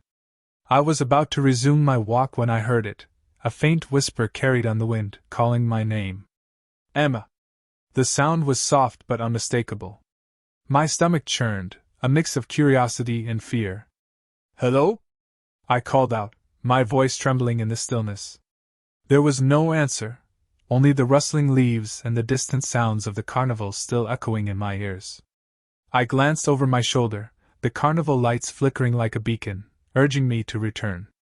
I shook my head, trying to convince myself it was just the remnants of the night playing tricks on my mind. I continued walking, but with each step, I felt an invisible force tugging at me, as if someone, or something, was gently pulling me back toward the carnival. My heart raced, and I quickened my pace, determined to shake off the strange feeling. But the pull only grew stronger. The shadows seemed to stretch and warp around me, creating an illusion that the path was winding back toward the carnival. I stopped again, feeling lightheaded, and turned around to face the direction I had come from. The carnival loomed in the distance, more vibrant and alive than ever. The laughter felt like a siren's song, inviting me to return. As I stood there, contemplating what to do, I noticed a figure standing just outside the glow of the carnival lights. My heart skipped a beat as I squinted to get a better look. A woman dressed in an elaborate Victorian gown, her face obscured by a lace mask, stood there, watching me. The moonlight caught the edges of her gown, making it appear to shimmer like starlight. She seemed out of place, like a ghost from another era, but there was something oddly captivating about her. "Come back!" she beckoned, her voice sweet yet chilling, echoing with a sense of urgency. "The night is just beginning." I felt a shiver run down my spine, and despite the fear curling in my gut, I took a hesitant step forward. The woman's presence was magnetic, pulling me in, and I felt a strange compulsion to obey her command. But a voice in my head screamed at me to turn and run, to get as far away from her as possible. "No," I whispered, shaking my head as if I could physically shake off the pull. "I need to go home." The woman stepped closer, her gown swirling around her like mist, and I could see her face more clearly now. Her features were sharp and ethereal, her eyes gleaming with an intensity that made my skin crawl. "Home? Why would you want to leave when the fun is just starting? The carnival has secrets to share, joys to uncover. Don't you want to see?" The temptation was palpable, and for a moment, I felt a thrill at the thought of returning to the carnival, the music, the lights, the people. But I also remembered the stories I'd heard about the carnival over the years, whispers of strange happenings, of people who went missing, of shadows that danced just beyond the light. "No! I'm not going back!" I shouted, forcing myself to break the gaze. I turned to run, but as I did, I felt a cold hand grasp my wrist, holding me back with an iron grip. "Why do you resist?" she asked, her voice now laced with an unsettling urgency. "You were drawn here for a reason." The grip tightened, and a wave of panic surged through me. I yanked my arm away, breaking free from her hold, and sprinted down the street, my heart pounding in my chest. I didn't dare look back. I just ran, the cool night air whipping past me as I fled the haunting carnival. With every step, I could feel the carnival pulling at my very essence, the lights flickering like stars trying to guide me back. The whispers grew louder, echoing in my ears, and I fought to keep them at bay, focusing instead on the rhythm of my footsteps against the pavement. I could see my house in the distance, the warm glow of the porch light welcoming me back, urging me to safety. I picked up speed, desperate to reach that sanctuary.